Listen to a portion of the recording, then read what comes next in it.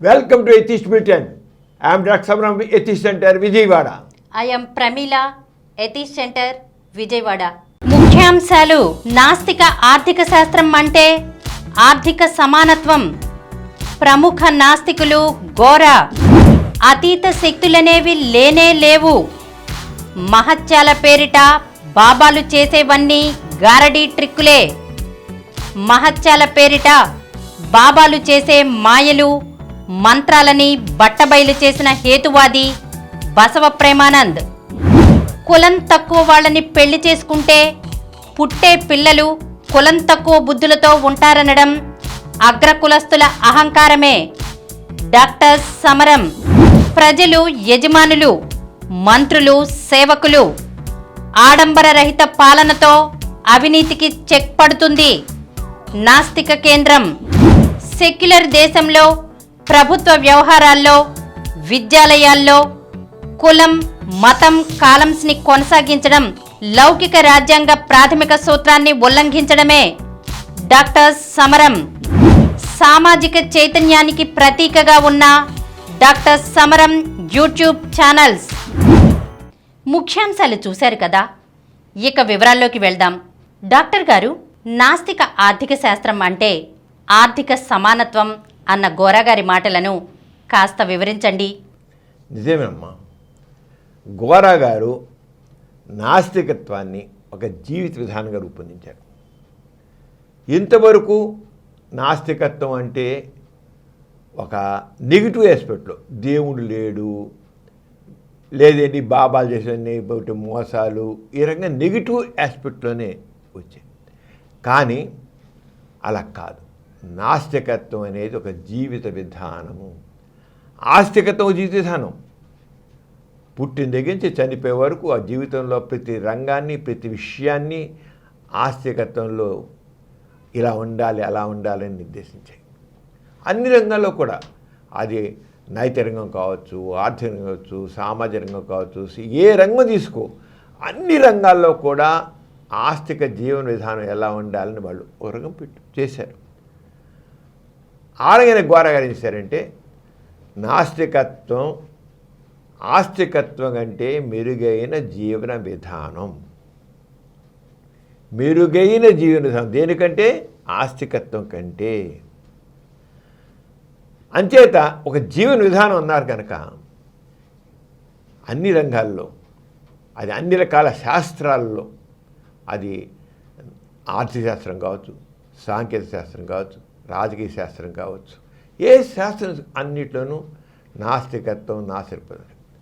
నాస్తికత్వం అంటే ముఖ్యంగా దాంట్లో ఉండేది ఏంటంటే వ్యక్తి స్వేచ్ఛ, ఫ్రీ విల్. రెండోది ఏంటి? సమానత్వం. సమానత్వం అది మెయిన్గా అన్నమాట. వ్యక్తి గౌరవం, ఇవన్నీ కూడా నాస్తికత్వంలో వస్తాయి. ఆస్తికత్వం అనేది స్లేవ్ మైండ్, నాస్తికత్వం ఫ్రీ విల్. అంచేత ఆ ఆస్తికత్వంలో సమానత్వం అనేది ఆస్తికత్వం ఒక రంగం ఉంటే, ఇక్కడ నాస్తికత్వంలో సమానత్వం ఇంకో రంగం ఉంటుంది. అది ఆ థీరీ, ఆ ఫిలాసఫీ. నాస్తికత్వం ఏదో ఈజీ చైర్ ఫిలాసఫీ కాదు, ఏదో తాత్విక చర్చలాగా ఉండేది. గోరాగారు ఆ చైర్. అందుకని దీని నిర్మాణాత్మక నాస్తికత్వం, పాజిటివ్ ఎథిజం, సానుకూల సిద్ధాంతము. సానుకూల నాస్తికత్వం దీని పాజిటివ్ ఎథిజం లేదా నిర్మాణ నాస్తికత్వం. అంచేత నాస్తికత్వంలో ఆర్థిక శాస్త్రం ఎలా ఉంటుంది అంటే, నాస్తిక సిద్ధాంతం అని చెప్పాం కదా, సమానత్వం. సమానత్వం అన్నాడు. అలాగే స్వేచ్ఛ, వ్యక్తి స్వేచ్ఛ, అలాగే వ్యక్తి స్వాతంత్ర్యం, వీటన్నిటిని దృష్టి పెట్టుకుని ఇక్కడ అది ఎలా ఉన్నాయి, ఈ ఆర్థిక శాస్త్రంలో ఆస్తికత్వం ఎలా ఉంది, ఆస్తిక పరంగా వచ్చిన ఆస్తికత్వం ద్వారా వచ్చిన సిద్ధాంతాలు ఎలా ఉన్నాయి, ఆర్థిక శాస్త్రాలు, నాస్తిక వచ్చిన సిద్ధాంతాలు ఎలా ఉన్నాయి. అంటే నాస్తిక సిద్ధాంతం రీత్యా ఆర్థిక శాస్త్రం ఎలా ఉంటుంది, శాస్త్రం అయితే పంటి పక్కన బలంగా పత్న సిద్ధాంత ఫిలాసఫీగా ఉండాలని చెప్పారు. అంటే ఆ విషయం చూసినప్పుడు ఆ విధంగా చూసినప్పుడు నాస్తిక ఆర్థిక సిద్ధాంతం అంటే ఏం చెప్పారంటే అసలు సిద్ధంగా ఆర్థిక శాస్త్రము అంటే ఏమిటి అనేది మామూలుగా ఆర్థిక శాస్త్రం ఎకనామిక్స్. ఈ ఎకనామిక్స్ ఏంటి? ఎకనామిక్స్ అనేది ఆర్థిక శాస్త్రం. ఇది మనిషి భౌతిక అవసరాలు తీర్చిదిద్దే దిశలో వ్యవహరిస్తుంది. భౌతిక వ్యవహారాలు ఇది ఆధ్యాత్మికం కాదు. ఇక్కడ ఆర్థిక శాస్త్రం మనిషి యొక్క భౌతిక అవసరాలు తీర్చిదిద్దే దిశలో ఆ సిద్ధాంతాలు రూపొందించాయి. ఆ భౌతిక అవసరాలు ఉంటాయి, ఆహారం ఉంటుంది, అలాగే వసతి, ఉండడానికి వసతి సౌకర్యం, ఆరోగ్యం వస్తుంది, తర్వాత వైద్యం వస్తుంది, ఉత్పత్తి యంత్రాలు ఉంటాయి, అలాగే ఇతర సౌకర్యాలకు సంబంధించినవన్నీ ఉంటాయి ఆర్థికశాస్త్రం. ఇవన్నీ ఏంటి? మనిషి యొక్క భౌతిక అవసరాలు. ఎకనామిక్స్ అంటే అదే. ఆర్థిక శాస్త్రం అంటే మనిషికి భౌతిక అవసరాలు ఎలా సమకూరుస్తాము, భౌతిక అవసరాలు. అవి మామూలుగా ఆర్థిక శాస్త్రం ఏం చేస్తుంటే ఏవి ఉన్నాయి ఏవి లేవు, మనిషికి భౌతిక అవసరాల్లో ఎంతవరకు ఏవి ఉన్నాయి ఏవి లేవు, ఇవి ఎలా సమకూరుస్తాం అది ఆర్థిక శాస్త్రం చెబుతుంది. ఏ రకంగా సమకూరుతాయి, వాంటింగ్ ఉంది లేదా నీడ్ ఉంది, అది ఏ రంగా సమకూరుస్తాం అది చెప్పేది ఆర్థిక శాస్త్రం. అంచేత దీన్ని ఏ రకంగా చేయండి అది రకరకాలుగా సమస్య. దీంట్లో ఈ దీని ముఖ్యంగా అంటే జీవితాన్ని సుఖవంతం చేయడం. ఆర్థిక శాస్త్రం అనేది ఎందుకు ఏమిటో తెలిస్తే భౌతిక అవసరాలని తీర్చే. భౌతిక అంటే చెప్పాం కదా, ఆహారం, తర్వాత వైద్యం, వస్తాయి, ఇవన్నిట్లో ఎలా సమకూరుస్తాం, అవి ఏవి ఉన్నాయి ఏవి లేవు ఎలా వస్తాయి ఇది కాలం మనం చూసుకుంటే ఇది ఆస్తికత్వం రీత్యా కూడా ఉన్న ఎకనామిక్స్లోనూ ఉన్నాయి. నాస్తిక దృక్పథంతో ఉన్న ఆర్థిక శాస్త్రం ఎలా ఉంటుంది అది గోరా గారు ఇప్పుడు ఇచ్చారు. అది గొప్పతనం. ఇంకా చెప్పాలంటే ముఖ్యంగా ఎందుకు ఇవన్నీ భౌతిక సుఖాలు దేనికి అంటే వ్యక్తి సంతోషంగా జీవించాలి, భౌతిక బాధలు లేకుండా ఉండాలి, అంతే కదా. భౌతిక ఒక వసతి, చక్కటి వసతి ఉందనుకో, తుఫాన్లు వచ్చినా వరదలు వచ్చినా ఇంకోటి వచ్చినా మనిషి చక్కగా ఉంటాడు, హ్యాపీగా. దాంతో వస్తే సంతోషం వస్తుంది. అంచేత ఆర్థిక శాస్త్రం ఏం చేస్తుంది? మెయిన్గా మనిషికి భౌతిక అవసరాలు తీర్చి సుఖవంతంగా ఉంచుతుంది. ఆర్థిక శాస్త్రం నుంచి సుఖవంతంగా ఉంచేది. ఈ రకంగా చేసినట్టే మతం ఏం చేస్తుందంటే మామూలుగా ఇంతవరకు ఇవాళ ఇప్పుడు చాలా డెవలప్ అయింది. పూర్వకాలం నుంచి మతం తన ఆర్థిక శాస్త్రం ఏంటంటే ఈ మతం లక్షలాది మంది ఏంటంటే అప్పుడు తిండి సరిలేదు, ఉండడానికి వసతి లేదు, వైద్య ఆరోగ్యం సరిగా లేవు, మందులు లేవు, జబ్బులు ఉండేవి. నేను ఎలా వీళ్ళందరినీ ఏ విధంగా వాళ్ళందరినీ ఏ రంగా మనిషిని హ్యాపీగా ఉంచగలుగుతాం. అంచేత ఆస్తిక పద్ధతిలో ఉన్న ఆర్థిక శాస్త్రం ఏం చేశానంటే నువ్వు బాధపడ్డ ఆలోచించకయ్యా, నువ్వు దేవుని ప్రార్థించు, దేవుని ప్రార్థించి మానవ సేవ మాధవ సేవ అనుకో, నీకు ఉన్న దాంట్లో సేవ చేస్తుండు, నీకు మోక్షం వస్తుంది, మోక్షం వస్తే స్వర్గానికి వెళ్తావు. అంచేత ఉన్న దాంతో నువ్వు తృప్తి చెందు, ఉన్నవాటితో తృప్తి చెంది దేవుణ్ణి తలుచుకుంటూ ఏదో ఉన్న దాంట్లో మానవ సేవ చేసుకుంటూ తోటి మనిషిని ఆదుకుంటూ నీకున్న తృప్తివాడికి ఇచ్చుకుంటూ నీకేదో ఉంది కదా సంపద, నీకేదో ఉన్నాయి, నీ దగ్గర ఉందాన్ని ఇంకో రెండు వాడికి ఇచ్చుకుంటూ ఆ దానం చేస్తావో ఇంకోటి చేస్తావో చేసుకుంటూ నీకు మోక్షం వస్తుంది, స్వర్గం వెళ్తావు, మంచిగా ఉంటావు అని ఆ రంగా ఆర్థిక శాస్త్రం లాంటిది మొదట డెవలప్ అయింది. అదేంటి? ఆస్తిక సిద్ధాంతపరమైన ఆర్థిక శాస్త్రం. ఆ శాస్త్రం నేను ఇంతకాలం అలాగే వచ్చింది.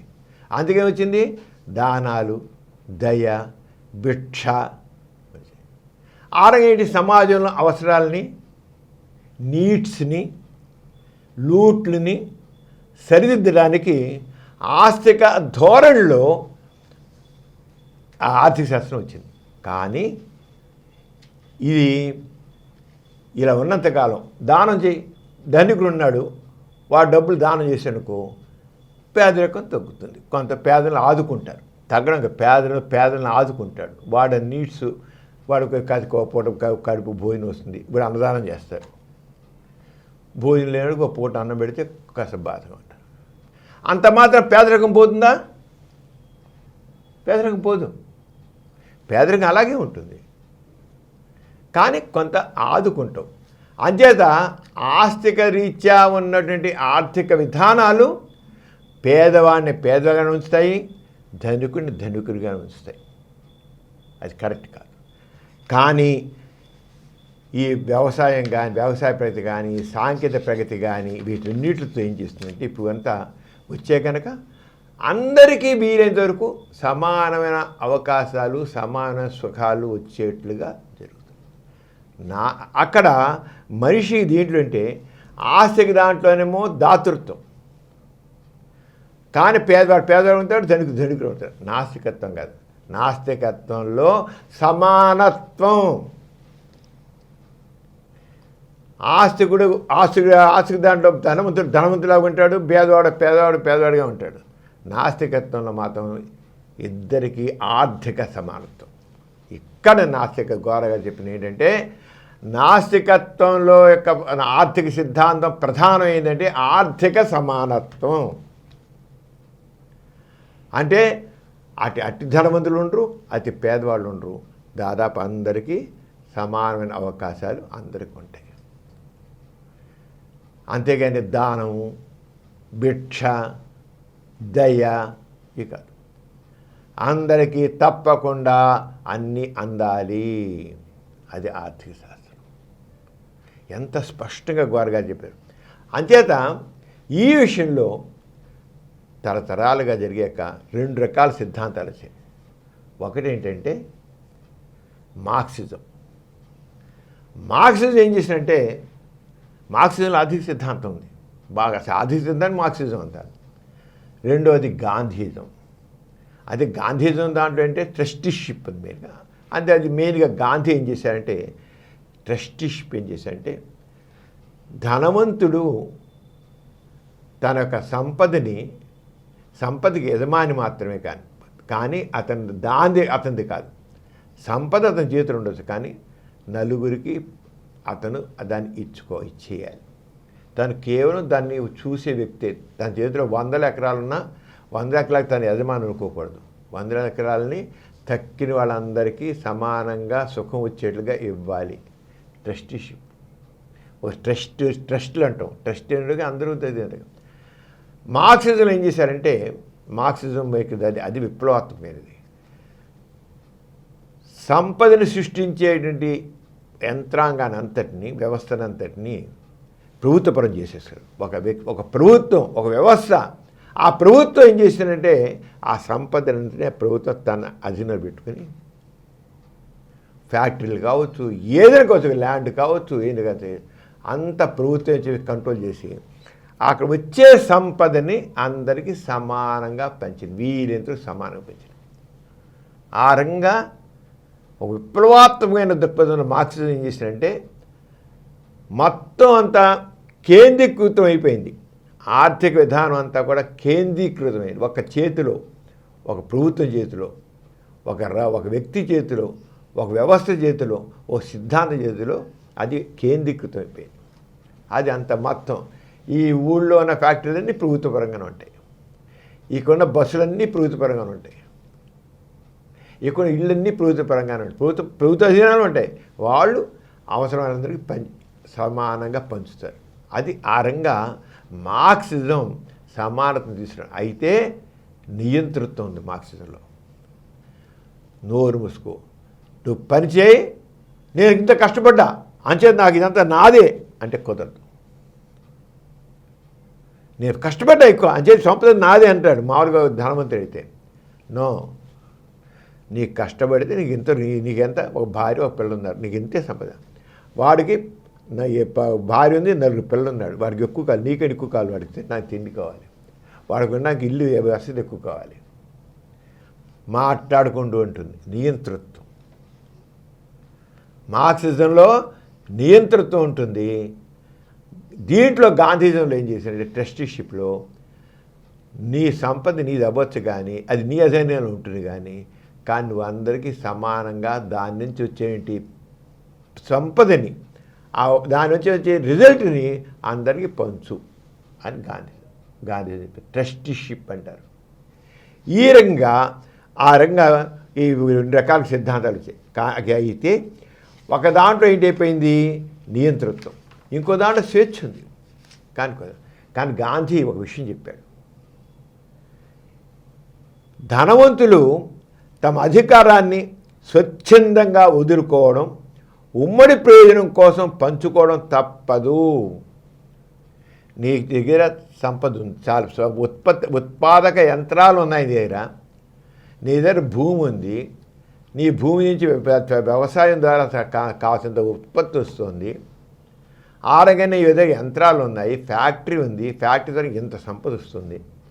ఇవన్నీ కూడా నువ్వు సమానంగా సమాజానికి పంచకపోయినట్లయితే స్వచ్ఛందంగా అంతవరకు ఎప్పుడైతే నువ్వు సమాజానికి స్వచ్ఛందంగా వాటన్నిటిని నువ్వు స్వచ్ఛందంగా పంచుతావో అప్పుడు చక్కగా ఉంటుంది. నువ్వు అలా చేయకుండా నీ స్వార్థ ప్రయోజనం కోసం నువ్వు ఉంచుకుని నా సంపద నాది అనుకుంటూ దాన్ని సంపదని పెంచుకుంటూ డబ్బులు పోగు చేసుకుంటూ దాన్ని పెట్టుకుంటే లేని పక్షంలో హింసాత్మక రక్తపాత విప్లవం ఒకరోజు ఖచ్చితంగా వస్తున్నాడు గాంధీ.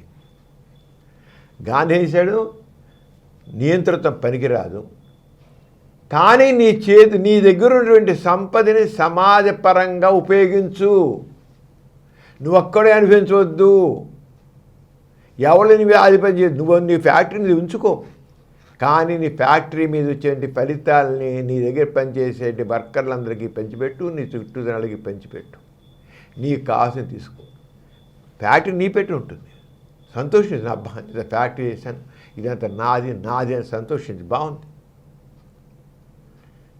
కానీ అలా జరగబోతే, అలా చేయని పక్షంలో దాని నుంచి ఫలితాలు కూడా నువ్వే అనిపించినట్లయితే మాత్రం ఎప్పుడో విప్లవం వస్తుంది, నీ పని పడతారు అని చెప్పి గాంధీ చెప్పాడు.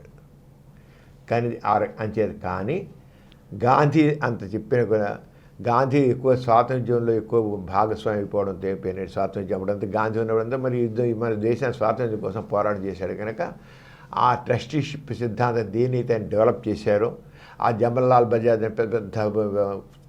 డబ్బును వాళ్ళ ధనవంతులు ఉన్నారు, వాళ్ళందరినీ మలుద్దాం అనుకున్నాడు. ఈ రంగు మలుచుదే ఈ చేద్దాం ట్రస్టీషిప్ అనుకున్నాడు, కానీ అవి అవ్వలేదు. అంతే గాంధీజం ఆ ట్రస్టీషిప్ అనేది వెళ్ళిపోయింది. మార్క్సిజం అనేది వచ్చింది. మరి దాంతో మార్క్సిజం వచ్చేసి అదంతా ఇక ఆధునికంలో సామాజిక ఆర్థిక సంబంధాలను క్రమబద్ధీకరించడానికి ప్రభుత్వం భాగస్వామ్యం అనివార్యం అయిపోయింది. అంటే కమ్యూనిజం, సామ్యవాదం అనేది అనివార్యం. మరి ట్రస్టీషిప్ ఫెయిల్ అయిపోయింది కదా, అంచేత చివరికి ఎంతవరకు వచ్చిందంటే గాంధీ చెప్పిన ట్రస్టీషిప్ కంటే మార్క్సిజం ఆర్థిక సమానత్వ విధానాన్ని మరింత స్పష్టంగా అంచనా వేసింది, ఆరంగా చేసింది అన్నమాట. అంచేత అయితే మార్క్స్ ఏం చెప్పారంటే వర్గ పోరాటం ఒకవేళ సమాజంలో సంపద కొంతమంది చేతుల్లోనే కేంద్రీకృతమైనట్లయితే కార్మిక వర్గం వర్గ పోరాటం చేస్తుంది. దళితులందరూ ఎవరైతే అణగాని వర్గాలు ఉన్నాయో ఈ అణగాని వర్గాలన్నీ కూడా పోరాటం చేసి ఆ సంపదని అన్నిటిని సమాజపరం చేస్తాయి అని అన్నాడు. వర్గ పోరాటం అన్నాడు. ఆ వర్గ పోరాటం వచ్చి చేశాను. ఆచారంగా చేశాడైనా ఈ దీంట్లో 2 రకాలుగా ఎలా వస్తుందని చెప్పాడు. మార్క్సిజం ఎలా అయిపోయిందంటే, ఒకటి సమాజం అంతా సంపద సమాజపరం అవడానికి 2 మార్గాలు చెప్పాడు. అంటే ధనవంతుల దగ్గర ఉండిపోయింది. ముందే భూస్వాములు ఉన్నారు, పెత్తందారులు ఉన్నారు, ధనవంతులు ఉన్నారు, వీళ్ళందరూ సంపద కేంద్రీకృతం అయిపోయింది. ఫ్యాక్టరీ యజమానులు ఉన్నారు, రకరకాల అన్నీ. అంటే ఏవైతే సంపదను ప్రొడ్యూస్ చేసే ఉన్నాయో ధనవంతుల చేతులు ఉన్నప్పుడు అవన్నీ కూడా భూస్వాములు, పెత్తందారులు, జమీందారులు వీళ్ళందరూ ఉన్నప్పుడు ఆ కింద కూలీలాగా ఉన్నవాళ్ళు, పేదవాళ్ళు వర్గ పోరాటం చేసి పేదవర్గం వర్గ పోరాటం చేసి ఆ ధనవంతుల దగ్గర నుంచి అన్నీ లాక్కొని సమాజపరం చేసి అందరూ సమానంగా పంచుకుంటారు అని మార్క్సిజం అన్నాడు. ఇంకోటి అన్నాడు, పోరాటాలు వస్తాయి, పోరాటాలు చేస్తారన్నాడు. పోరాటాలు అంచేత మార్క్సిజంలో 2 ఉన్నాయి ఆర్థిక విధానంలో. ఈ సమాజం అంతా సమాజం ఏంటిపోతుంది, భూస్వాములు ఉన్నారు, పెత్తందారులు ఉన్నారు, జమీందారులు ఉన్నారు, ధనవంతులు ఉన్నారు, పారిశ్రామికవేత్తలు ఉన్నారు, వాళ్ళ దగ్గర ధనం ఎక్కువ కేంద్రీకృతం అయిపోయి ఉంది. ఎలా సమాజపరం అవుతుంది? మార్క్సిజం ప్రకారంగా వర్గ పోరాటం, రెండోది పరిస్థితులు. సర్కమిస్టెన్స్ పరిస్థితి. కానీ అది కూడా ఫెయిల్ అయిపోయింది.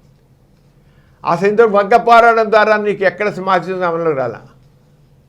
ఎక్కడైనా సరే వర్గ పోరాటం కాకుండా ఎలక్షన్ జరిగితే కమ్యూనిస్టులు అనేవాళ్ళు మార్క్సిస్టులు అంటే ఎలక్షన్ నుంచి ఆ ఎలక్షన్ ప్రభుత్వాన్ని కైవసం చేసుకుని ఆ ప్రభుత్వం ద్వారా దాన్ని చేశారు. రష్యా కావచ్చు, చైనా కావచ్చు, ఎక్కడైనా సరే యుద్ధాలు చేసి అక్కడ చేసి అది చేసే ప్రభుత్వాల పరంగా అయింది.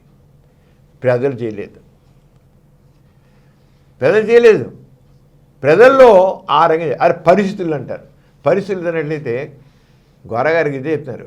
మరి పరిస్థితులు తప్పకుండా ఈ అసమానతల్ని తొలగించి ఆర్థిక సమానతను తీసుకొస్తాయి అన్నట్లయితే వర్గ పోరాటం ద్వారా ఆర్థిక సమానతం వస్తుందన్నారు. రెండవది పరిస్థితుల ద్వారా వస్తుందన్నారు. బెంగాల్లో పరిస్థితులు అన్నట్లయితే అంతకంటే బెంగాల్లో కరువు వచ్చింది 1940 ప్రాంతంలో, 40-42 ప్రాంతంలో బెంగాల్ కరువు వచ్చినప్పుడు లక్షలాది మంది పేదవాళ్ళు తిండి లేకుండా చచ్చిపోయారు. ధనవంతులుగానే ఉన్నారు, జమీందారు ఉన్నారు, పెత్తందారులాగా ఉన్నారు, చచ్చిపోయారు. మరి పరిస్థితులు మరి చాలా దయనీయమైన పరిస్థితులు కదా. ఆ దయనీయమైన పరిస్థితులు ఉన్నప్పుడు ఎందుకు వాళ్ళందరూ పోరాటం చేసి ఆ పెత్తందారుల్ని, ఆ జమీందారుని, ఆ భూస్వాముల్ని, ఆ ధనవంతుల్ని ఎందుకు మట్టి కరిపించి వీళ్ళ ధనాన్ని సమాజపరం చేయలేదు? ఎందుకు వర్గ పోరాటం రాలేదు? అది గోరగారు అడిగింది. అంచేత మార్క్సిజంలో వాళ్ళు చెప్పిన రెండు తప్పే. వర్గ పోరాటం దగ్గర రాల ప్రభుత్వానికి ఇచ్చాను కూడా నీకు పార్టీ పరంగా. ఇప్పుడు అంతవరకు ఎందుకు పోరాటం చేసేది ఎవరు చేస్తున్నారు? పేదవాళ్ళు, కార్మికులు, పేదవాళ్ళు చేస్తున్నారు. కానీ మార్క్సిజంకి, కమ్యూనిజాన్ని ఒక పోరాట స్ఫూర్తి చేసింది ఎవరంటే మార్క్స్, ఏంగిల్స్, లెనిన్. వీళ్ళేమి శ్రామికులు కాదు, వీళ్ళేమి పేదవాళ్ళు కాదు. మార్క్స్ కానీ, ఏంగిల్స్ కానీ, లెనిన్ కానీ వీళ్ళు విప్లవాలను సృష్టించారు. పేదవాళ్ళ తరపున పోరాడారు. పేదవాళ్ళని చేయాల విప్లవాలను సృష్టించి ఆర్థిక సమానత్వం కోసం విప్లవాలను సృష్టించింది పేదవాళ్ళు కాదు, వర్గ పోరాటం ద్వారా వచ్చింది కాదు. కులస్తులు, అగ్రవర్గాల వాళ్ళే వాళ్ళల్లో సామాజిక స్పృహ ఉండబట్టి కామన్ మ్యాన్ గురించి అవగాహన ఉండి కామన్ మ్యాన్ మీద స్పందించారు కనుక మార్క్స్ కానీ, ఏంగిల్స్ కానీ, లెనిన్ కానీ డబ్బున్నోళ్ళు మనుషులే, కులస్తులే వాళ్ళు. కానీ వాళ్ళు మార్క్సిజాన్ని స్థాపించారు, మామూలు చేయలే. అంటే మార్క్సిజంలో ఉన్న రెండు తప్పులు అదే. వర్గ పోరాటం జరగలేదు, పరిస్థితులపై ఫెయిల్ అవ్వలేదు. అంచేత మార్క్సిజం ద్వారా ఆర్థిక సమానత్వం అనేది రాదు. కేరళలో కమ్యూనిస్ట్ పాలన వచ్చినా, చిలీలో వచ్చినా, ఇంకో చోట వచ్చినా కూడా అంతా కూడా ఎలక్షన్స్ వచ్చినాయి. ఇంకోటి మనం చూస్తున్నాం, ఎలక్షన్స్లో మరి కమ్యూనిస్టులు నిల్చుంటున్నారు, పెత్తందారులు నిల్చుంటున్నారు, అభ్యుదయవాదులు నిల్చుంటున్నారు. పేద జనం, శ్రామిక జనం ఎవరు కోట్లు వేస్తున్నారు? ఇప్పుడు మొన్న ఎలక్షన్ జరిగి మనం చూసాం.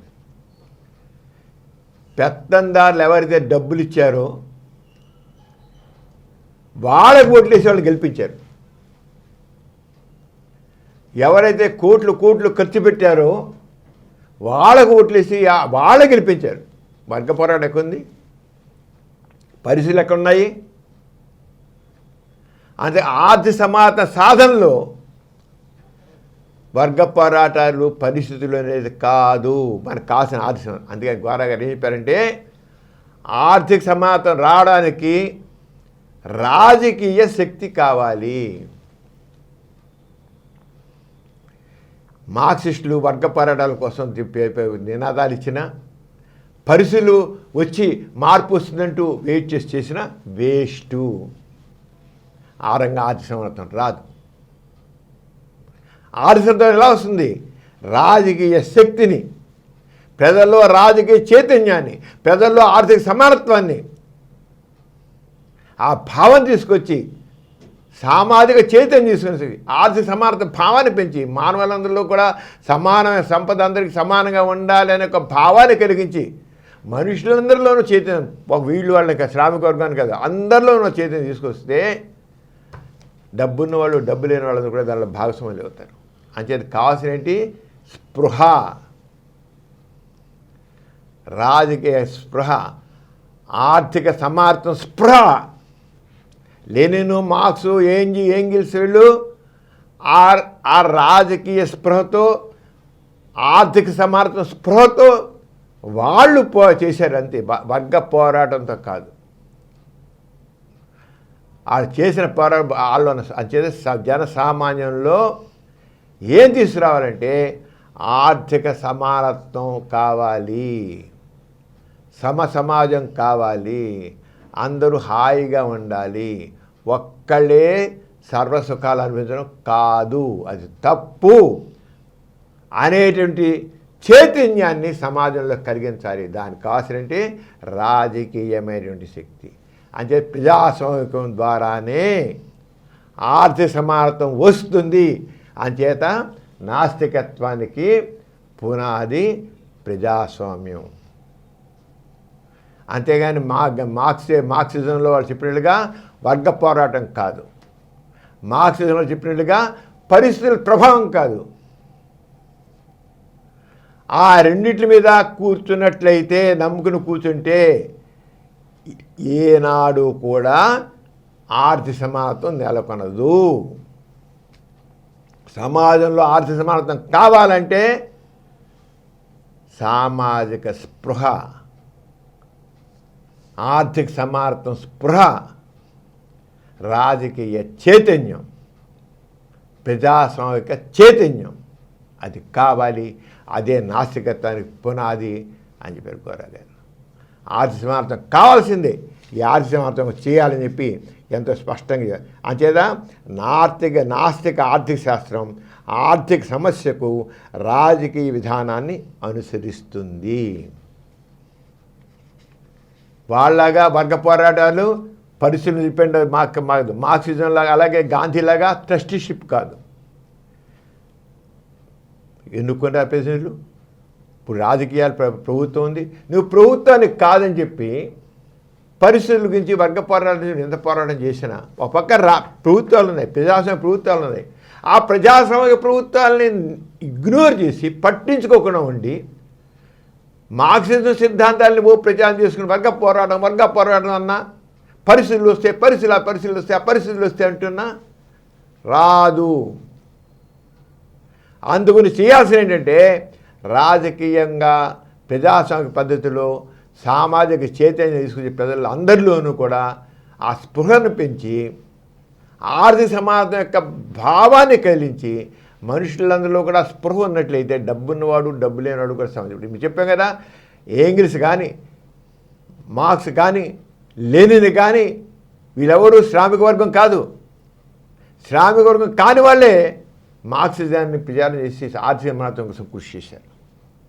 అంటే ఆర్థిక సమానత్వం కోసం రాజకీయ చైతన్యం కావాలి, ఆర్థిక సమానత్వం గురించి స్పృహ కావాలి, ప్రజాస్వామ్యం స్పృహ కావాలి, ఎలక్షన్స్ గురించి ఓటింగ్ గురించి దాని గురించి కావాలి. ఆ రంగం చేస్తూ చేత ఇంకోటి అంటే నాస్తికత్వం అంటే స్వేచ్ఛ కావాలి. మనిషికి గౌరవం కావాలి, విలువ కావాలి, మనిషికి ఆత్మ గౌరవాన్ని కలిగించాలి. అంచేత నాస్తికత్వంలో నియంతృత్వం ఒప్పుకోదు. నాస్తికత్వం నియంతృత్వాన్ని ఒప్పుకోదు. ఇప్పుడు ఒక జైల్లో ఉన్నాడు, వాడు జైల్లో పెట్టి వాడికి ఒక 4 బాధలు బాతు వాడు కడుపు పంచిపెట్టడం వాడేం హ్యాపీగా ఉన్నాడు. ఒక బిచ్చగాడిని చీదరించుకుంటూ ఇలా పడేసిన ఆ బిచ్చగాడు స్వీకరించడు. ఎందుకని బిచ్చగాడిలో కూడా ఆత్మాభిమానం ఉంటుంది, ఖైదీ కూడా ఆత్మాభిమానం ఉంటుంది. అదే వ్యక్తి స్వేచ్ఛ. అంచేత నువ్వు వ్యక్తి గౌరవాన్ని, వ్యక్తి స్వేచ్ఛని గౌరవిస్తూ ఆర్థిక సమానత్వాన్ని భావాన్ని కలిగిస్తూ రాజకీయ స్పృహ, సామాజిక స్పృహ దాన్ని పెట్టుకుంటూ నువ్వు చేసినది అదే నాస్తికత్వం. అంచేత చేయడానికి ఇక విధానాలు చాలా ఉన్నాయి, పద్ధతులు. How to conquer this economic equality అనేదాన్ని ఎలా నువ్వు సాధిస్తావు ఎకనామిక్ ఈక్వాలిటీని ఆచరణానికి గ్రౌండ్ లెవెల్ చూసినట్టు గోరా గారు కమ్యూన్స్ అని ఇచ్చారు. ఆ కమ్యూన్స్ ద్వారా సోషలిజాన్ని వాటిని తీసుకురావాలి. అంచేత దీంట్లో మనుషుల్లో కమ్యూన్స్ని నెలకొల్పి కమ్యూనిటీకి నిర్వహణ చేసుకునేవారు అన్నమాట. ఆ కమ్యూన్స్ని తయారు చేసి ఆ ద్వారా మరి చేసినట్టయితే అంటే చిన్న చిన్న యూనిట్స్ చేసిన ఆ సంపద అంతా అక్కడ తీసుకుని అది చేసినట్టే అది అని అవేంటంటే రకరకాల మెథడ్స్ అప్పుడున్న అవకాశాలు బట్టి చేస్తారు. అంచేత రకరకాల గౌరవ గారికి చాలా సజెస్ట్ చేశారు, చాలా చెప్పారు how to get economic equality, ఆర్థిక సమానత్వం ఏ రంగం మనం సాధించగలం, రాజకీయంగా ఎలా సాధించగలం, అందరికీ సమాన అవకాశాలు ఎలా వస్తాయి, అందరికీ స్వేచ్ఛ ఎలా ఉంటుంది, అందరికీ సమాన గౌరవం ఎలా ఉంటుంది, సమానత్వం స్వేచ్ఛ ఆర్థిక సమానత్వం ఎలా ఉంటుందని గౌరవ గారు అంతా కూడా ఈ పాజిటివ్ థింకింగ్లో పేర్కొన్నారు. వ్యక్తికి అందరికీ చక్కని గౌరవాన్ని స్వేచ్ఛని కల్పిస్తూ చేసేది అది నాస్తిక ఆర్థిక సిద్ధాంతం.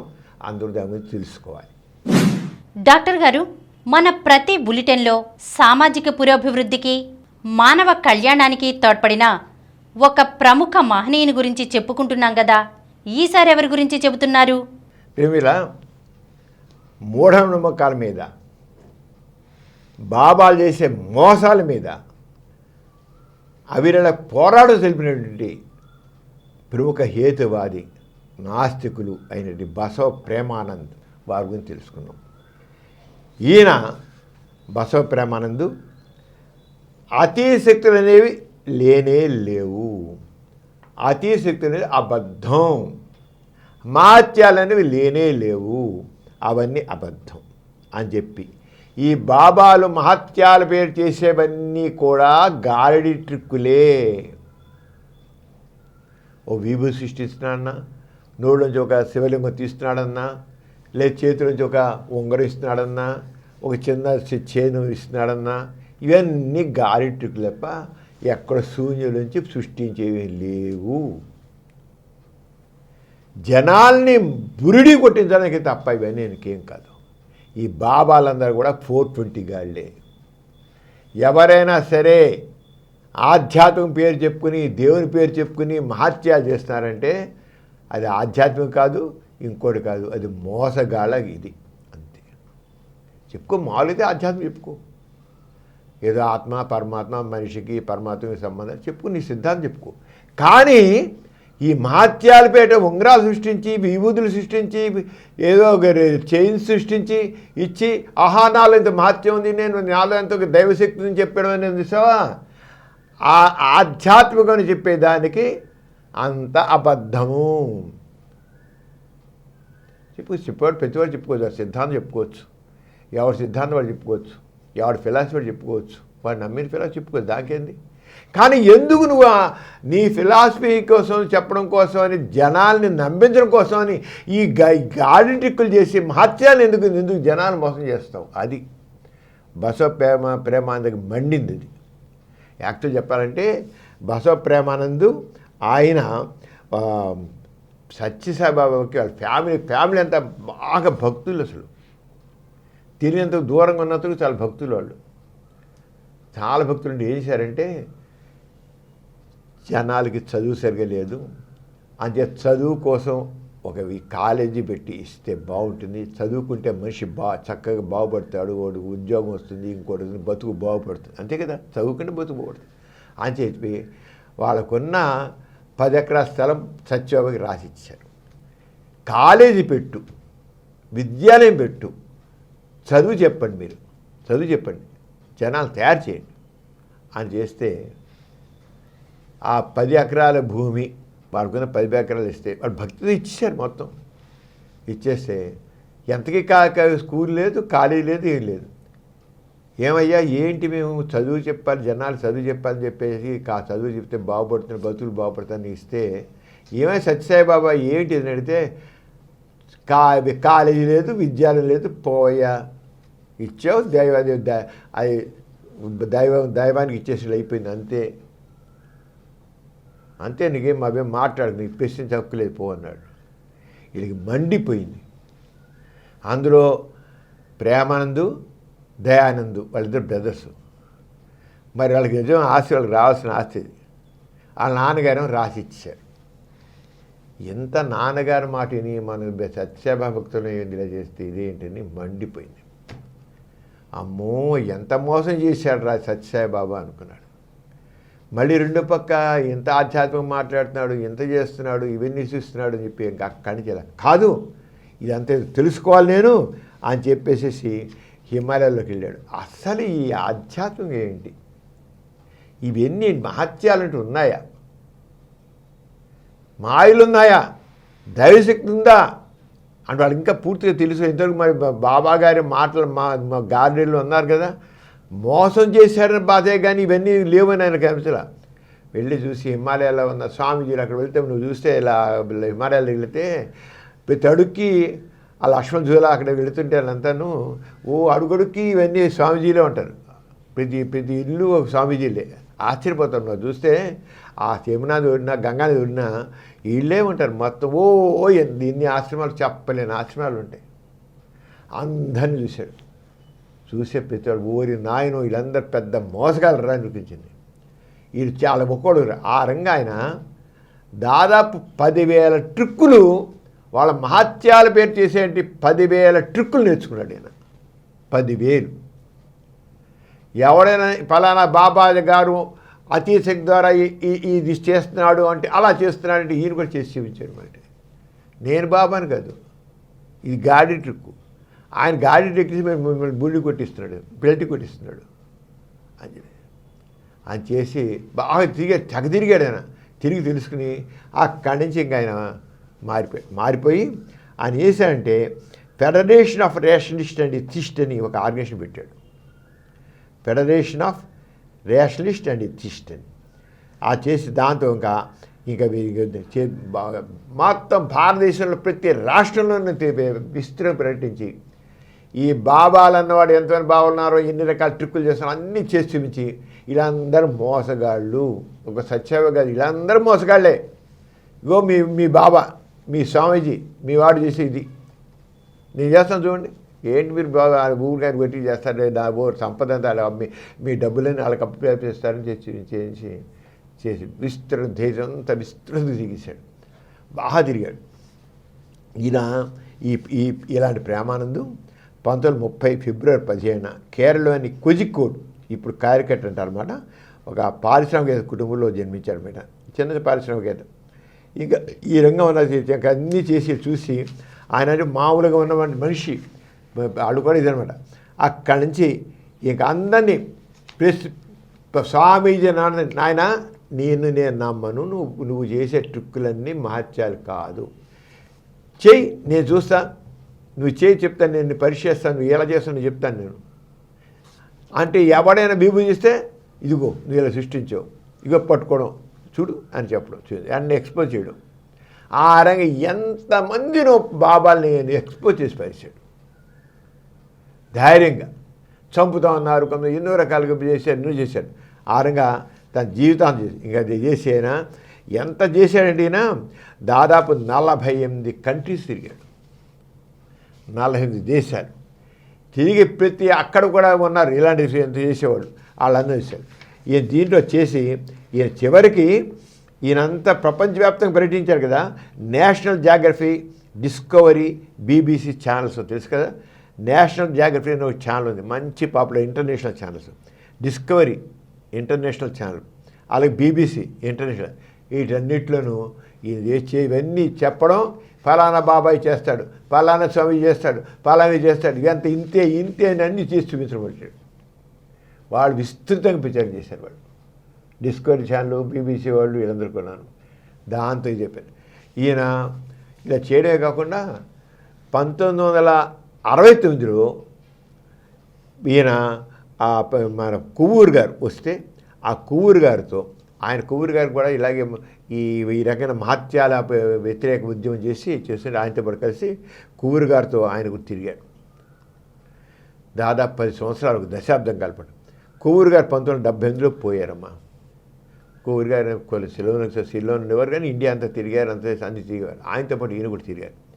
1970 నుంచి ఇక కోవిడ్ గారు పోయిన తర్వాత ఇంకా ఇది ఇంకా విజృంభించాడు. కొవ్వూరు గారే చాలా ఓపికగా చెప్పారు. కొవ్వూరు వెరీ పాపులర్, ఆయన మొత్తం రేషనలిస్ట్ కదా. వీళ్ళిద్దరూ కూడా మన నాస్తిక బాగా పరిచయం, కొవ్వూరు గారును ఈయన ప్రేమానంద గారు. ఆయన మంచి ఉద్యమాన్ని యూజ్ చేశారన్నమాట.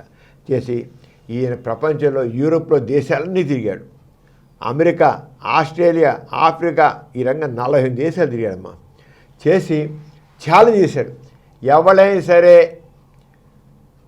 మీరు చేసేది మహత్యం కాదు, మహత్యం నిరూపించినట్లయితే నేను చేసి చూపించేస్తాను. మీరు చేసేది మీరు నిరూపించగలిగితే 10 లక్షల రూపాయలు బహుమతి ఇస్తానని చెప్పాడు. ఈయనకి జేమ్స్ రాండ్ అని ఒక మంచి మెజిషియన్, యూరి గెల్లర్ అని ఇంకొక మెజిషియన్ ఉన్నాడు. ఆయన ప్రపంచ ప్రఖ్యాత ఆయన ఏం చేసేవాడు, యూరి గెల్లర్ అని వాడు పెద్ద మోసగాడైన మెజిషియన్, మోసగాడు.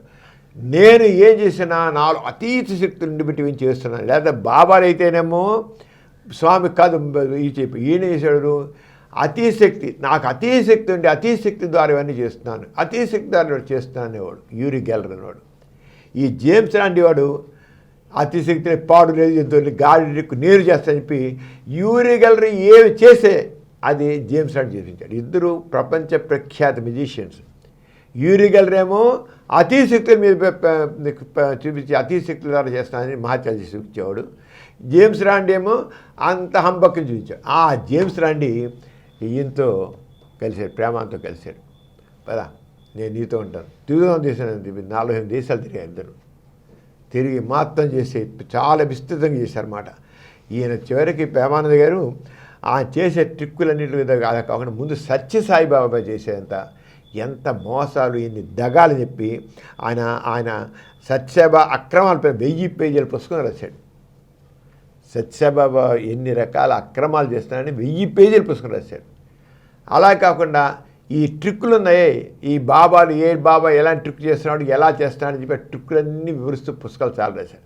కానీ 40,000 ఆయన అన్ని వేల ట్రిక్కులు నుండి వచ్చిన అన్నీ కూడా చూపించలేకపోయాడు, ఆయన రాయలేకపోయాడు. అనుకుంటే లైఫ్ టైంలో పుస్తకాలు వేయలేకపోయాడు ఆయన. కానీ చేసి చూపించడం ఎక్కడికి అక్కడ మీ ఊళ్ళో బాబా ఏం చేస్తాడు చెప్పు, అగో నేను చేస్తున్నాను అని చెప్పేసి వాళ్ళు చేశారు. అంచేది అక్కడి నుంచి ఇంకా చాలా ఇదిగా చేసి ఇంకా చివరిలో ఆయనకి ఏంటి అయిపోయిందంటే 1970 ఆయనకి 1970 నుంచి మన నాస్తిక బాగా ఉన్నారు. 2009లో ఆయన క్యాన్సర్ వచ్చింది ప్రేమానంద గారికి. 2 సంవత్సరాలు క్యాన్సర్ వచ్చిన ఆయన ఏమి ఆ టైంలో ఆయన ఇక ఒక రకమైన ఒక ఎగ్జిబిషన్ పెట్టాడు. ఎగ్జిబిషన్ పెట్టి ఇవంతా ఎలా మహత్య సంబంధించి పెట్టి క్యాన్సర్తో బాధపడుతున్నా సరే ఆయన మెథడ్ ఆఫ్ సైన్స్ అనే సైన్స్ ఎగ్జిబిషన్ ఉపయోగించి శాస్త్రదృష్టి ప్రజల్లో వ్యాప్తి చేయడానికి ఆయన కోయంబత్తూరు దగ్గర పోదనూర్ అని దగ్గర నిర్మించాడు. దాన్ని ఏమంటే మెథడ్ ఆఫ్ సైన్స్ అని చెప్పేసి చేశాడనమాట.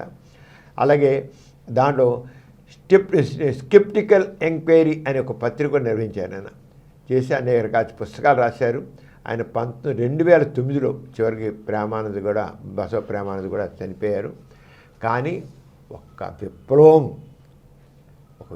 తీసుకొచ్చాడు. మూఢనమ్మకాల మీద ఒక విప్లవం తీసుకొచ్చి జనాలందరినీ జాగృతం చేశాడు బసవ ప్రేమానంద్. ఆయన చేసి ఇందేనే కాదన్నమాట, ఆయన చేసినవి అసలు అదిరిపోయారు. స్వామీజీలందరూ బాబాలందరూ అదిరిపోయారు. అన్నీ సత్య గతగత మునిగిపోయాడు చేసి. ఎంత పుస్తకం 1000 పేజీల పుస్తకం రాశాడు సత్యసాయి మీద. ఎన్ని రకాల అక్రమాలు చేస్తాడు, ఏం చేస్తాడు ఈ రంగం ఉంటాయి. అంచేత అంతే మనుషుల్ని ఆలోచింపజేస్తాయి. ఇలాంటివన్నీ ఆలోచించాలి. మూఢంగా నమ్మడం కాదు. మతం మత్తుమందు. కార్ల్ మార్క్స్ మతం మత్తుమందు అన్నాడు. ఈ మతం మత్తుమంది కనుక ఈ బాబాలందరూ కూడా మతం పేరు చెప్పేసేసి మొత్తం మత్తులో పడేసేసి జనాలందరినీ బూడి కొట్టిస్తూ వాళ్ళ పబ్బం గడుపుకుంటూ ఎదుటి వాళ్ళ ఆస్తులను దోచుకుంటూ వాళ్ళ పెద్ద సామ్రాజ్యాల్ని నెలకొల్పారు. అంతకనికి లేదు. కానీ ఇలాంటి వాళ్ళందరూ రావాలి, సమాజ చైతన్యపరచాలి. బసవ ప్రేమానందే కాదు ఇంకా ఉన్నారు, తాము తయారవుతున్నారు. కానీ ఆయన మరీ ఒక ఉద్యమంగా చేశాడు. అంచేత నాస్తికత బాగా పరిచయం. మన నాస్తికత జరిగినటువంటి అనేక ఇంటర్నేషనల్ కాన్ఫరెన్స్లో, వరల్డ్ ఎథిస్ట్ కాన్ఫరెన్స్ వాటిలో కూడా ఆయన చేస్తూ చూపించారన్నమాట. ఎథిస్ట్ బులెటిన్లో చిన్న విరామం. యురేనియం ఎందుకు ప్రమాదకరం? న్యూక్లియర్ యాక్సిడెంట్లు ఎలా జరిగాయి? జూపిటర్ మన భూమిని ఎలా కాపాడుతుంది? నానో టెక్నాలజీ చేయబోతున్న అద్భుతాలు ఏమిటి? మనుషులు అంతరించిపోతే భూమిపై ఏం జరుగుతుంది? టైం మెషిన్ చేసే అద్భుతాలు ఏమిటి? ఏలియన్స్ ఉన్నారని ఆధారాలున్నాయా? సముద్ర అలలకి చంద్రునికి సంబంధం ఏమిటి? సూర్యుడు బ్లాక్ హోల్గా మారితే ఏం జరుగుతుంది? నాసా యొక్క రహస్యాలు ఏమిటి? స్పేస్లో గాలి ఉంటే ఏం జరుగుతుంది? టైటానిక్ మునగడానికి ముందు ఓడలో ఏం జరిగింది? మిమ్మల్ని ఆశ్చర్యపరిచే ఇలాంటి అద్భుతమైన విషయ సమగ్ర సమాచారాన్ని అందించడానికే మా గోరా సైన్స్ వరల్డ్ ఛానల్ ఖగోళ విజ్ఞాన కార్యక్రమం ఎథిస్ట్ బులెటిన్కి తిరిగి స్వాగతం. డాక్టర్ గారు, కులం తక్కువ వాళ్ళని పెళ్లి చేసుకుంటే పుట్టే పిల్లలు కులం తక్కువ బుద్ధులతో పుడతారా? అసలు ఎంత స్టూపిడ్ ఆర్గ్యుమెంట్ అంటే అంత స్టూపిడ్ ఆర్గ్యుమెంట్ ఇది. కులం తక్కువ వాళ్ళని పెళ్లి చేసుకుంటే పుట్టే పిల్లలు కూడా కులం తక్కువ బుద్ధులతో ఉంటారన్నమాట అర్థం లేనిది. ఇది అగ్ర కులస్తుల అహంకారానికి చిహ్నం అంటాను నేను. మానవులంతా ఒక్కటే. ఈ ఆస్తిక సమాజం మనుషుల్ని విడదీయడం కోసం, కొంతమంది వాడి యొక్క పబ్బం గడుపుకోవడం కోసం, వాళ్ళ గొప్పలు చాటుకోవడం కోసం అగ్ర కులస్తులు, నిమ్మన కులస్తులు, శూద్రులు, అగ్ర కులస్తులు. ఏంటి వాడి దేశం? మానవులంతా ఒకటి. ఒక బ్రాహ్మణ రక్తం కోసి శరీరం కోసినా ఒకటే రకం రక్తం వస్తుంది. ఒక శూద్రుడి రక్తం శరీరం కోసినా ఒకటే రక్తం వస్తుంది. రక్తంలో తేడా అన్నీ ఒకటే, ఏం లేదు. ఇవన్నీ మానవ సృష్టి. కులం తక్కువ కులాలని మనకు సృష్టించుకున్నాయంతే, మనం పెట్టుకునే కులాలంతే. కులాలని పెట్టారు ఈ సమాజంలో. కొంతమంది స్వార్థపరులు వాళ్ళ పెత్తనం సాగించడం కోసం, వాళ్ళు పబ్బం గడుపుకోవడం కోసం, వాళ్ళు గొప్పగా చాటుకోవడం కోసం వాళ్ళు అగ్రకులస్తులని తక్కి వాళ్ళు అణగదొక్కేసి వాళ్ళకి ఆర్థిక అవకాశాలు లేకుండా, చదువులు లేకుండా, ఏం లేకుండా, అవకాశాలు లేకుండా అణగదొక్కించి వాళ్ళు కులం తక్కువ వాళ్ళని చెప్పి చివరికి వాళ్ళని పెళ్లి చేసుకుంటే కులం తక్కువ వాళ్ళు పుడతారని భయం పెట్టి సమాజంలో అంతరాలను అలాగే నిలబెట్టుకుని వచ్చారు. ఒక బ్రాహ్మణుడు ఒక హరిజన్ పిల్లని చేసిన, ఒక హరిజను ఒక బ్రాహ్మణుడు చేసుకున్నా వాళ్ళు పుట్టే పిల్లలు మామూలుగానే ఉంటారు. ఏం తేడా ఉంటారు? బ్రాహ్మణైనా హరిజనైనా ఒకటే, ఏం తేడా లేదు. అవకాశాలు లేక, చదువులు లేక వాళ్ళని అణగదొక్కుని బట్టి వాళ్ళు తక్కువగా చదువులు లేక కొంతమంది అలాగే ఉండొచ్చు, తెలివితేటలు లేనట్లుగా, జ్ఞానం లేకపోవచ్చు. ఏది చదువుకోవడానికి అవకాశాలు లేవు కనుక వాళ్ళకి చదువుకోవడానికి అవకాశాలు ఇస్తే వాళ్ళు కూడా చక్కగా బ్రాహ్మణుల వాళ్ళ కంటే అంత మించి కూడా చాలా చక్కగా ఉంటారు. ఎందుకుంటారు? ఒకనప్పుడు వేదాలు బ్రాహ్మణులే చదవాలి. ఎవరైనా తక్కువ కులస్తున్న వాళ్ళు, శూద్రుల వాళ్ళు వేదం చదివినట్టయితే సీసం కరిగి చెవులో పోసేవాళ్ళట. ఎంత అహంకారం అది! వేదాలు అనేది కేవలం బ్రాహ్మణులే చదవాలి, ఇంకోటి చదవడానికి వీలు లేదన్నట్టు కాదు. ఇది అది మాకే చెందుతుంది. ఏం చెందడం? శూద్రులు, పంచములు, అధములు, మనుషులందరూ ఒకటే. అంతేగా కులం తక్కువ వాళ్ళని పెళ్లి చేసుకుంటే పుట్టే పిల్లలు కులం తక్కువ బుద్ధులతోనే ఉంటారు. కులం తక్కువ బుద్ధులు ఏంటి అసలు? అసలు అర్థలేని మాట. ఇప్పటికీ ఎలా మాట్లాడే మనుషులు ఉన్నారు. ఇప్పటికీ ఒకవేళ పెళ్లి చేసుకుని ఒక ఎవరో ఒక హరిజనుడు ఉన్నవాడు వెళ్ళి ఒక అగ్రకుల అమ్మాయి పెళ్లి చేసుకుంటే వాడు చంపేస్తారు. మా అమ్మాయి నువ్వెవరన్నా చేసుకోవడానికని. ఒక అమ్మాయి వెళ్ళి ఒక తక్కువ కులసుని పెళ్లి చేసుకుంటే వాళ్ళు నువ్వు చంపేస్తారు. అంత ఘోరమైన పరిస్థితి మనకుంది. ఎవరికైనా సరే ఎక్కడైనా కాస్త బ్రెయిన్ డెవలప్మెంట్ తక్కువ ఉండి వాడు సరిగ్గా డెవలప్ కాలేకపోతే జెనెటిక్ డిఫెక్ట్స్ ఉంటాయి. ఆ జెనెటిక్ డిఫెక్ట్స్ వల్ల వాళ్ళు అలా పుట్టచ్చు. కానీ ఒకటి చెప్పాలి, జెనెటిక్ డిఫెక్ట్స్ లాగా ఎక్కడెక్కడ వస్తాయంటే అగ్ర కులసుకులు కాదు. నిజం చెప్పాలంటే ఒక బ్రాహ్మణుడు ఒక హరిజన్ని లేదా ఇంకోళ్ళని పెళ్లి చేసుకుంటే, అది అమ్మాయి కావచ్చు అబ్బాయి కావచ్చు, చేసుకుంటే వాళ్ళు పుట్టే పిల్లలు చాలా ఆరోగ్యంగా ఉంటారు, చాలా తెలివితేటలతో ఉంటారు. ఎవరిదే తంగా దగ్గర సంబంధాలు చేసుకుంటారో వాళ్ళలో ఆరోగ్యం సరిగా ఉండదు, అలాగే వాళ్ళ తెలివితేటలు కూడా సరిగ్గా ఉండవు. ఎంత దూరంగా ఉంటుందో సంబంధాలు, ఎంత దూరంగా ఉంటాయో అంత పుట్టే పిల్లలు ఆరోగ్యంగా ఉంటారు, అంత తెలివితేటలు ఉంటారు, అంత శక్తి సామర్థ్యాలతో ఉంటారు. ఇది జన్యుశాస్త్రం చెప్పినట్టు నిజం. అది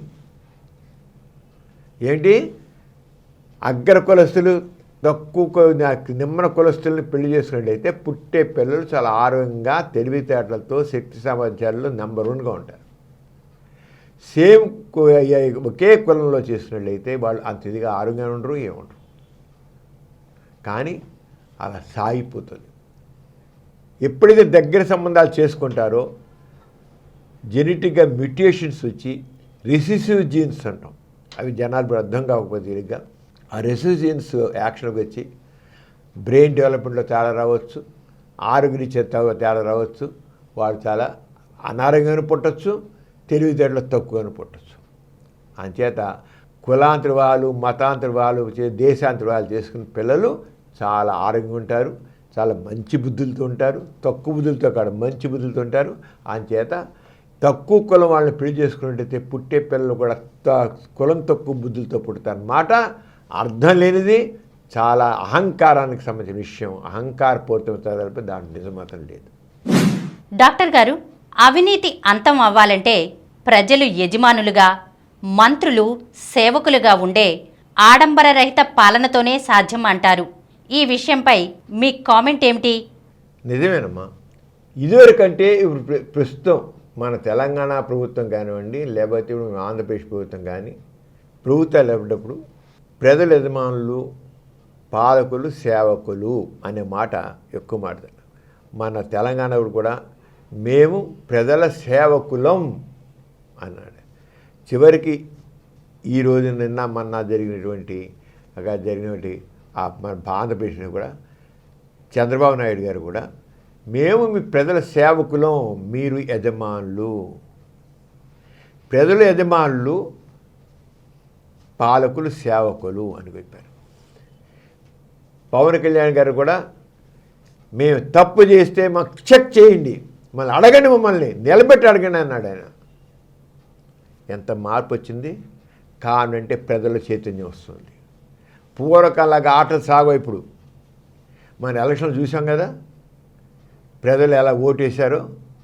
ఇంకా చైతన్యం ఈ చైతన్యం సరిపోదు, కొంత ఆవేశంలో అయినా ఇంకోటి కాదు, ఇక జనాల్లో చైతన్యం రావాలి.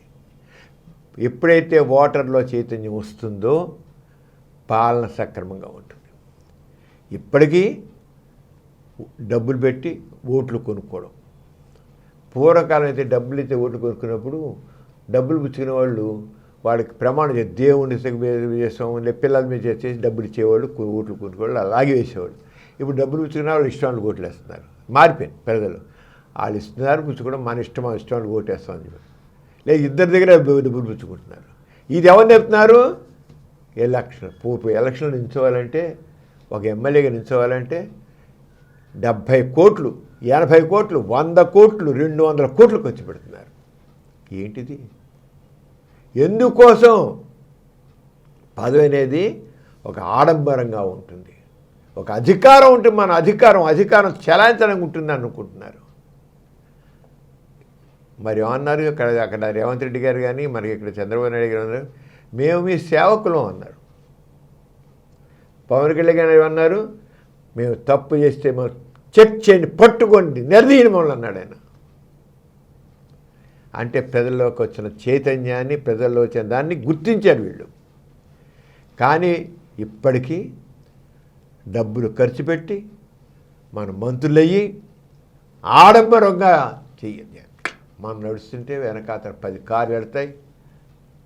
మాకు ఎంత పదవులు, ఇంత ఇచ్చేస్తారు, ఊరింపులు చేస్తారు, దండలేస్తారు, ఏం పొగుడతారు.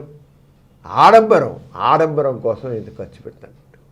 అప్పులు చేసి కూడా భూముల్ని ఉన్న ఆస్తులని తాకట్టు పెట్టి కూడా ఆడంబరం కోసం చేస్తున్నారు. చేసేవాళ్ళు తర్వాత మళ్ళీ ఖర్చు పెట్టేవాళ్ళు ఉండగలరా?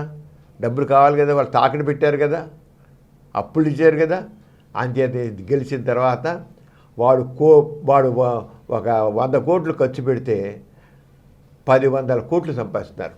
ఎందుకు ఎరంగా కాంట్రాక్ట్స్ ఇచ్చి ఎలా ఇచ్చి అంత అవినీతి పనులు చేసి డబ్బులు ఇస్తున్నారు. ఎందుకని? ఆడంబరం కోసం ఆడంబరంగా ఎప్పుడైతే చేస్తున్నారో, ఆడంబరాల మోజుందో, ఎప్పుడైతే ఆడంబరాలు ఉంటున్నాయో, ఎప్పుడైతే వాళ్ళని అందరిలో ఎక్కించి వాళ్ళు వాళ్ళకి పెద్ద సన్మానాలు చేసి చేస్తున్నారో, ఆడంబరం కోసం వాళ్ళు అవినీతి చేసి తర్వాత అవినీతి పనులు చేస్తున్నారు. అలా కాకుండా మంత్రులు మన నౌకరు, గోరగారు చెప్పారు, మంత్రులు మన నౌకర్లు, ప్రజలు యజమానులు. అంటే ప్రజాస్వామ్యం అదే. డెమోక్రసీ ఇది by the people, for the people, of the people. ప్రజల చేత ప్రజల కొరకు ప్రజల పాలనది డెమోక్రసీ అనేది, ప్రజల పాలన. కానీ ఈ ప్రజల పాలన కాకుండా మనం ఇష్టం చేస్తాం అని ఆడంబరాలకి అవకాశం ఉండేవాడు కల్లా. అంచేత ఆడంబర రహిత ప్రజాస్వామికం కావాలి, పాలన కావాలి. ఆడంబరాలు ఉన్నంతకాలం, ఆడంబరాలను ఎలో చేసినంతకాలం వాళ్ళు పెద్ద ఆడంబరంగా వాళ్ళు పెద్ద మహల్స్లో ఉండి, భవంతులో ఉండి వాళ్ళు ఉండడానికి అవకాశాలు ఉన్నంతకాలం పెద్ద భవంతులు, వెనకాల పెద్ద కార్లు ఇవన్నీ ఉంటుంటే ఆడంబరాల కోసం వాళ్ళు ఖర్చు పెట్టడం, తర్వాత అవినీతిగా తిరిగి సంపాదించడం. దేనివల్ల వచ్చింది? ఆడంబరకరమైన జీవితం వల్ల. అది ఎప్పుడైతే ఆడంబరాలు ఉండవో, సామాన్య ప్రజలతో సమానంగా మామూలు ఇళ్లలో ఉంటారో, వాళ్ళకి వెనకాల ఇంత ఆడంబరం లేకుండా ఉంటుందో, అవినీతి లేకుండా పోతుంది. అంచేత ఈ అవినీతికి మూలం ఏంటి? ఆ పదవిని దక్కించుకోవడం కోసం. ఆడంబరమైన పదవి వాడికి, ఆడంబరంతో ఉన్న పదవి వాడికి దాన్ని టెంప్ట్ చేస్తుంది. కాదు, ప్రజాప్రతినిధి వాడు ప్రజలకు సేవ చేయడం కోసం, ప్రజాప్రతినిధి వాడు ప్రజలకు సేవ చేయడం, ప్రజల అవసరాలు తీర్చడం కోసం ఆయన ఎప్పుడు చేసి వాడికి మామూలు ప్రజా సేవకుడిగా వాడు ఉంటాడో వాడికి అంతవరకు అవకాశం. పెద్ద భవంతులు ఎందుకు ఉండాలి అసలు? పెద్ద భవంతులా? ఆడంబరమైన జీవితమా? ఒక ప్రజాప్రతినిధి అంటే, ఒక మంత్రి అంటే, ఒక సీఎం అంటే ఆడంబరమైన జీవితమా? ఎప్పుడైతే ఆడంబరకరమైన జీవితం ఉంటుందో వెంటనే అవినీతి ఉంటుంది పక్కన. ఆ ఆడంబరమైన జీవితం కోసమని అవినీతితో డబ్బులు ఖర్చు పెట్టి, అవినీతి డబ్బులతో ఖర్చు పెట్టి వాడు పదవి సంపాదిస్తున్నాడు.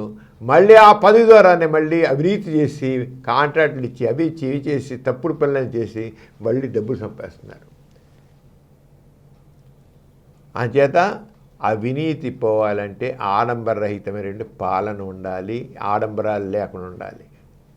అదే గోరగారు ఏం చెప్పారు? ఆడంబరరహితమైన పాలన కావాలి. ఎప్పుడైతే మంత్రులు కానీ, ప్రజాప్రతినిధులు కానీ, ముఖ్యమంత్రులు కానీ, ప్రధానమంత్రులు కానీ, ఈ రాష్ట్రపతులు కానీ, గవర్నర్లు కానీ వీళ్ళందరూ ఎప్పుడైతే నిరాడంబరంగా ఉంటారో అప్పుడు సమాజంలో అవినీతి ఉండదు. అవినీతి ఎవరు చేస్తున్నారు? పాలకులు చేస్తున్నారు మెయిన్ అవినీతి. ఎవడో ఒక క్లర్కు ఒక 100 రూపాయలు, 1000 రూపాయలు, 2000 రూపాయలు లంచం పుచ్చుకోవడం అది కాదు. వీళ్ళు కోట్ల మీద అవినీతి చేస్తున్నారు. వీడెవడో ఒక 100 రూపాయలు పుచ్చుకుంటే, 1000 రూపాయలు పుచ్చుకుంటే అవినీతి చేశారని చెప్పి తీసుకెళ్ళి వాడికి సస్పెండ్ చేస్తారు. వీడిని వాడు కోట్ల మీద మింగేస్తుంటే, 100 కోట్లు, 200 కోట్లు మింగేస్తుంటే, కాంట్రాక్ట్లు ఇచ్చి అవి చేసి అన్నింటి ప్రాజెక్టుల మీద మింగేస్తుంటే వాడు అందులో ఎక్కించి వాళ్ళకంతా వాళ్ళకి పెద్ద సన్మానాలు చేస్తారు. ఎందుకని? ఎప్పుడైతే పదవి రక్షిస్తుందో అవినీతి కారణమవుతుంది. ఆ ఆడంబరమైన జీవితం ఎరిగి అవినీతి చేయడానికి కారణమవుతుంది. అంచేత ఆడంబరహితమైనటువంటి ప్రజాప్రాతినిధ్యం కావాలి. వాళ్ళు కూడా మామూలు మనుషుల్లాగానే మామూలు దీనితో మా ప్రజలకు దగ్గరగా ఉంటారు. అప్పుడు ప్రజలకు సరైన సేవ చేస్తారు. ఆడంబరంగా ఉన్నంతకాలం వాళ్ళు మళ్ళీ డబ్బున్న వాళ్ళకే, ధనవంతులకే వాళ్ళ వంత పలుకుతారు. కామన్ మ్యాన్కి ఊరికే కంటి తుడుపనులే, సంక్షేమ పథకాలే వాళ్ళకి. అసలంతా కూడబెడతారు. కోట్లకు పోయేవారికి, కాంట్రాక్టులకి, ధనవంతులకి, డబ్బున్న వాళ్ళకి, పెత్తందారులకి కూడబెడతారు. వీళ్ళకి మాత్రం కంటి తిరుపుగా ఒక 2,000, 3,000 వాళ్ళు పడేస్తారు. ఇదా ప్రజల కోసం పాలన? ఇది పెత్తందారుల కోసం పాలన? ఇది డబ్బున్న వాళ్ళ కోసం, కాంట్రాక్టుల కోసం?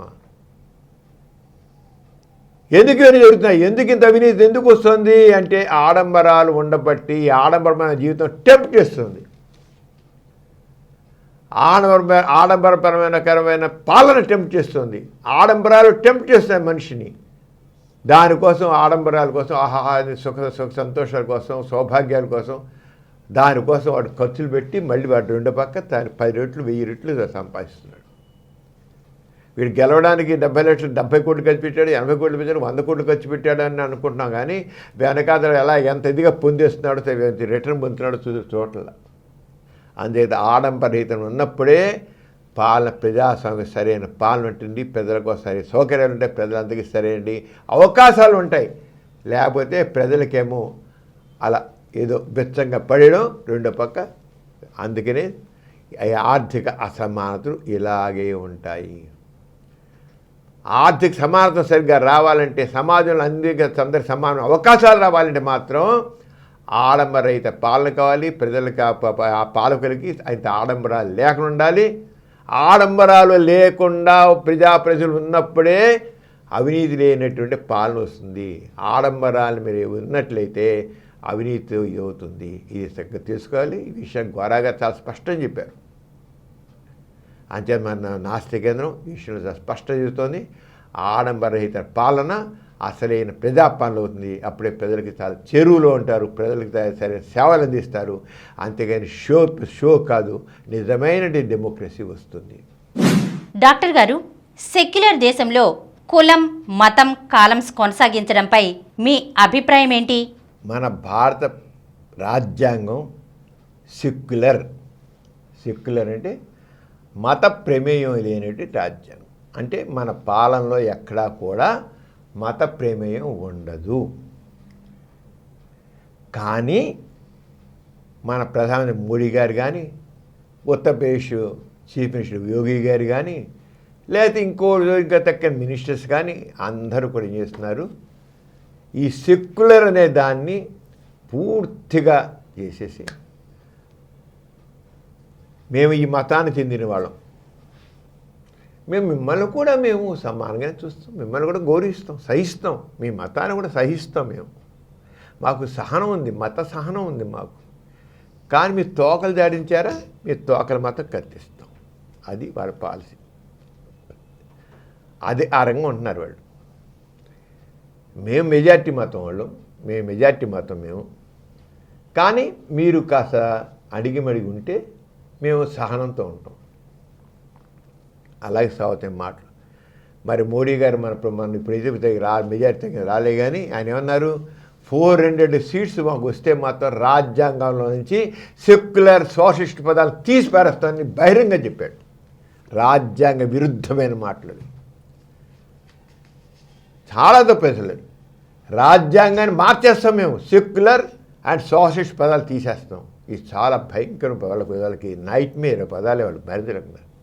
సెక్యులర్ ఏంటి అంటే ఇంకా కొంతకాలానికి మన భారతదేశం ఇంతవరకు మనకి మత ప్రమేయం లేని కానీ అని అర్థం. సెక్యులర్ అంటే మతం చెప్పుకున్నాం, సర్దార్ సెక్యులర్ వాదం ఎలా వచ్చిందని చెప్పుకున్నాం. కానీ ఎందుకు ఇవాళ నేను చెప్పాల్సి వస్తానంటే, సెక్యులరిజం అనేది ప్రమాదంలో పడుతుంది భారతదేశంలో. కానీ ఇప్పుడు తగినంత మెజార్టీ రాలేదు కనుక ఆగింది. కానీ ఒకవేళ మోడీ గారికి 400 సీట్లు వచ్చినట్లయితే పార్లమెంట్లో వెంటనే ప్రకటించుండేవాడు, ఈ సెక్యులర్ సోషల్ పదాలను తీసి పారేస్తున్నాను అత్యధిక మెజార్టీతో అని ప్రకటించుండేవాడు. ఇప్పుడు అనలేకపోయాడు. ఇంకా రాజ్యాంగం మార్పు, మన మాత్రం రాజ్యాంగాన్ని మార్చేస్తామని విర్రవీగుతూ మాట్లాడారు వాళ్ళందరూ కూడా. ఇది అందరూ తెలిసిన సత్యం. ఇది మనం ప్రత్యేకంగా మాట్లాడదు. రాజ్యాంగం అనేది ఏ ఒక్కరి సొత్తు కాదు. రాజ్యాంగం అనేది ఎవడో తీసిన కాదు, భారత ప్రజలైన మేము చెప్పుకున్నాం. We the people of India మేము చేసుకున్నాము, ఈ రాజ్యాంగాన్ని నిర్మించుకున్నాము అని మన ముందు ప్రియాంబుల్ రాసుకున్నాం. We the people of India భారతీయులైన మేము, భారత ప్రజలైన మేము ఈ రాజ్యాంగాన్ని మేము నిర్మించుకున్నామని రాసుకున్నారు. ఇక భారతీయ రాజ్యాంగం ఏ ఒక్క పార్టీ సొత్తు కాదు, ఏ ఒక్క వ్యక్తి సొత్తు కాదు, వీళ్ళు మాట్లాడే ఏ ఒక్కటి ఇది కాదు, వీల్లేదంతే. రాజ్యాంగం అనేది మన ప్రజలందరూ కలిసి, మొత్తం భారతీయులందరూ కలిసి రాసుకుంది. ఒక్కడే we the people of India అని రాసుకున్నాం. దాని ఒక వ్యక్తి, ఒక గ్రూపు, ఒక పార్టీ, ఒక ముఠా అంటే సరిపోయింది. ఆమె మార్చి పారేస్తాం అంటేను ఎట్లా ఉంది, ఏంటి పేరు అంచేది. అది అసలు ఇప్పటికీ భారత ఇప్పటికీ సెక్యులర్ స్టేట్ మన భారతదేశం. స్టేట్ అంటే ఇది రాష్ట్రం కాదు, స్టేట్ అంటే ఇంగ్లీష్ మన దేశం. ఈ భారతదేశం మతరహితమైన దేశం. కానీ వీళ్ళు ఏమన్నారు, చాలామంది సెక్యులర్ అంటే దీనికి ఒక మతం ఉంది, మాకు తక్కిన మతాలు కూడా మేము సమానంగా గౌరవిస్తాము, సహిస్తాము అన్నట్లుగా తీసుకో. ఇప్పుడు మత సహనం కింద నిలిపేది సెక్యులర్ అనేది. మత సహనం ముస్లిమ్స్ని, క్రిస్టియన్స్ని, జొరాస్ట్రియన్ని వీళ్ళందరినీ కూడా సహిస్తాం మేము అంతే. వాడవాడు ఏది సరిగ్గా ఉన్నంత వరకు, బుద్ధిగా ఉన్నంత వరకు, అణుకుగా ఉన్నంత వరకు నో. అందరికీ సమానమైన గౌరవం, సమానమైన స్థానం ఉంది ఇక్కడ. అసలు ఈ సెక్యులర్ అనే వర్డ్ ఎలా వచ్చిందంటే, ఈ సెక్యులర్ మనం చూసినట్టు ఆదిమ స్టేట్ ఇది లాటిన్ వర్డ్లో వచ్చి వచ్చింది. దీంట్లో స్టేట్ అన్రిలేటెడ్ టు రిలీజియన్, దేశం అనేది, దేశ పాలన అనేది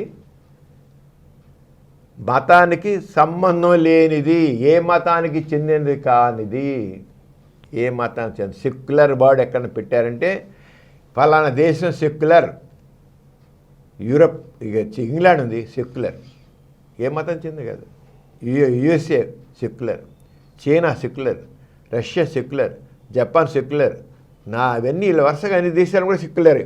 మనకి సెక్యులర్ ప్లేస్ ఉన్నాయి, ఎన్ని ఉన్నాయి మనకి, US, France, Turkey, India, Mexico, South Korea, UK, USSR, China, ఇలా శ్రీలంక, జపాన్, ఇలా ఎన్నో దేశాలు సెక్యులర్ ప్రకటిస్తున్నాయి. అంటే వాళ్ళ పాలనలో ప్రత్యేకంగా ఏ మతానికి స్థానం లేదు. ఏ మతాన్ని ప్రభుత్వ పరంగా ఏ మతాన్ని భుజాన వేసుకోవడానికి వీలు లేదు. పాలనలో మతం యొక్క ప్రమేయం ఉండదు. నీ ఇష్టం. ఆ దేశంలో ఉన్నవాళ్ళు ఎన్ని మతాలను పెట్టుకో, ఎంతమంది మతస్థులు ఉండొచ్చు. భారతదేశం ఉంది, హిందువులు ఉండొచ్చు, ముస్లిమ్స్ ఉండొచ్చు, క్రిస్టియన్స్ ఉండొచ్చు, జొరాస్ట్రియన్స్ ఉండొచ్చు, బుద్ధిస్టులు ఉండొచ్చు, ఎథిస్టులు ఉండొచ్చు, అందరూ ఉండొచ్చు.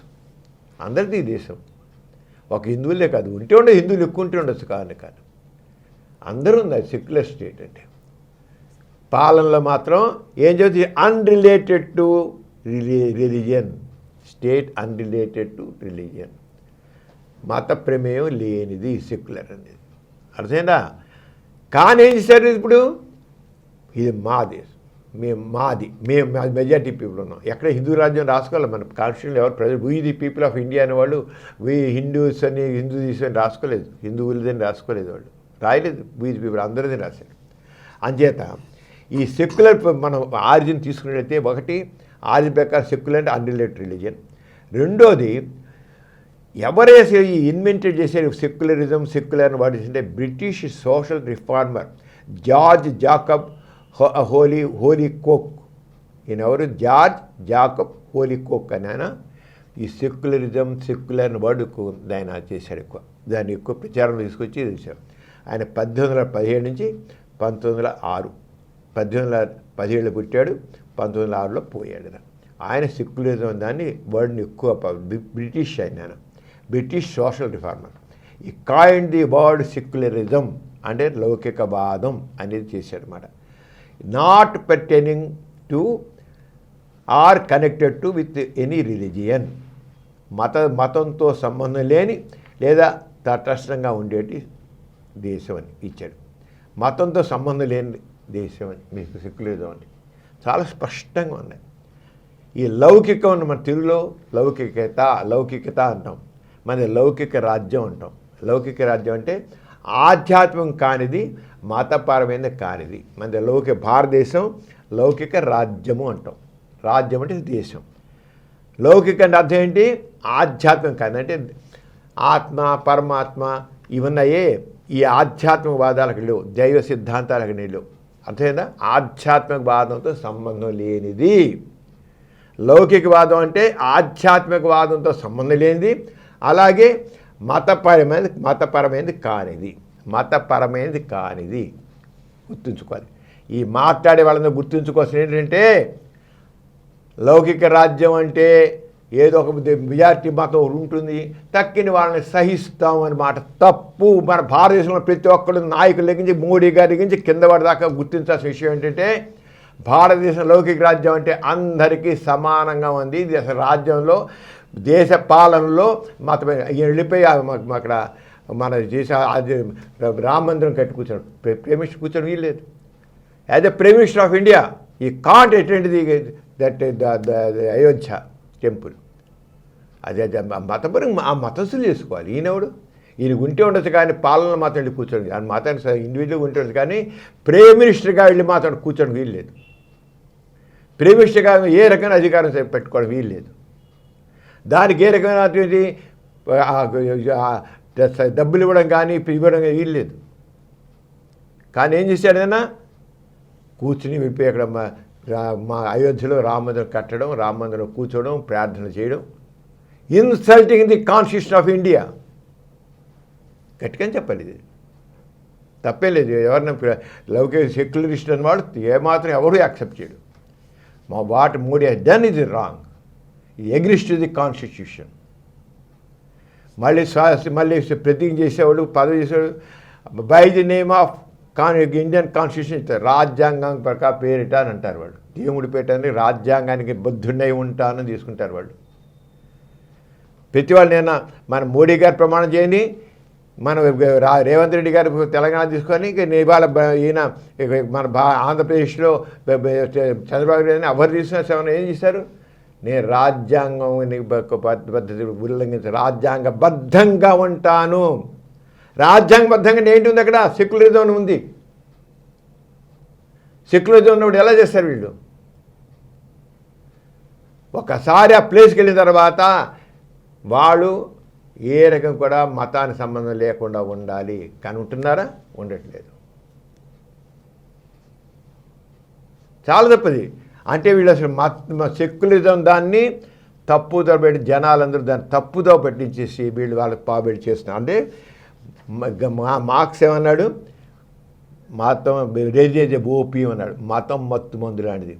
మతం మత్తు మందులా ఉండేవాడికల్లా ఏం చేశారు, మన న్యాయాధిపతులు, పొలిటీషియన్స్ వీళ్ళందరూ ఆ మత్తులేని ఉండి ఆ మత్తులే మాట్లాడుతూ మేము పలానా మతస్థులు, మేము మిమ్మల్ని సహిస్తాం.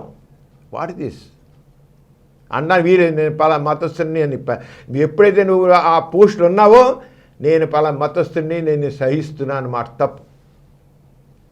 ఒకసారి పోస్ట్ వెళ్ళిపోయాక నువ్వు రాజ్యాంగం మీద ప్రమాణం చేసిన తర్వాత నేను పలానా మతస్థుని చెప్పడానికి వీలు లేదు. కాదు మామూలుగా ఉండదు, పోస్టులో కూడా నాకు వీలు లేదు. అందుకనే మన దాంట్లో క్యాస్ట్ అండ్ రిలీజన్ ఎందుకు పెట్టారు? లౌకిక రాజ్యంలో క్యాస్ట్ అండ్ రిలీజన్ ఎందుకు ఉండాలి? ఏదైనా ఏదో స్కాలర్షిప్లు ఇవ్వడానికో ఉద్యోగాలు ఇవ్వడానికి కావాలంటే దానికి ఎవరికైతే బెనిఫిట్ పొందాలనుకుంటున్నారో వాళ్ళనే క్యాస్ట్ అండ్ రిలీజన్ రేవని అడగండి కావాలంటే. మనకు ఉన్నాయి కనుక కులాల వారి కానీ కొన్ని అవకాశాలు ఇస్తున్నాం కనుక పడే. కానీ ఆ అదర్ కష్టం లేనే లేదు. కంప్యూటర్లో వచ్చి జనాభా లెక్కలన్నీ లేదా ఇంకొకరిని నువ్వు వచ్చే ముందు నీ కులం ఏమిటి, కులం మతం అంటారు. రాయిపోతే కంప్యూటర్ ముందుకెళ్ళదు. క్యాస్ట్ అండ్ రిలీజన్ పెట్టారు అక్కడ. రెండోది అదర్స్ అని లేదు అసలు. ఎత్తిస్ట్ అన్నవాడు కలడం మీద ఎవరు లేదండి, ఏదో రాయాల్సిందే. ఏదో రాయి, మీ మతం ఏదో కులం రాయండి, రాయాల్సిందే అంటారు. ఏ రాయన తప్పు అక్కడే. ఇక్కడే ఇప్పుడు ఇంతమంది ఉన్నారు కనుక మన భారతీయ మన మోడీ ప్రభుత్వంలో, కేంద్ర ప్రభుత్వంలో ప్రమాణం చేసిన వాళ్ళు కనీసం 5గురైనా సత్యసాక్షిగా స్మరణ చేశారు. వాళ్ళు by the name of God అని చేయలే, వాళ్ళు సత్యసాక్షిగా అని చెప్పి ప్రమాణం చేశారు. వాళ్ళు కనీసం 5గురైనా సరే ముందు నేను కోరేదంటే ఈ ఎవరైతే ఎఫర్మేషన్ చేశారో పోస్ట్ చేసినాడు సత్యసాక్షి అని ప్రమాణం చేశారో వాళ్ళైనా సరే నేను వాళ్ళని నాస్తిక తరపున రిక్వెస్ట్ చేసింది అంటే క్యాస్ట్ అండ్ రిలీజన్ ఎవరికైతే అవసరమో వాళ్ళని తక్కిన ఆదర్శం తీసేయండి. కాలం తీసేయండి. లేదా అదర్స్ అని కాలం పెట్టండి. నేను డిమాండ్ చేస్తున్నాను నాస్తికం తరపు నుంచి all columns cash and religion కాకుండా పక్కన అదర్స్ అనో లేకపోతే నో రిలీజన్ అనో పెట్టండి. రిలీజన్ లేని వాళ్ళని పెట్టండి, ఎథిస్టులను పెట్టండి. అంతేగాని ఈ ఒక పెట్టి కంపెల్ చేసేసి నువ్వు కులం రాసి తీరాలి, మతం రాయాలని లేని వాళ్ళు, మరిచిపోయిన వాళ్ళకి లేని కులాలని లేని మతాల్ని ఆపాదించే ఒక పరిస్థితి ఎంత ఘోరమైన పరిస్థితి ఇది. ఒక పక్క మన సెక్యులర్ సొసైటీయా, సెక్యులర్ స్టేటా? What is this? Secular state చేస్తూ నీ కులాన్ని మతాన్ని చెప్పడం అనేది అర్థం లేదు. రాజ్యాంగ ఉల్లంఘన.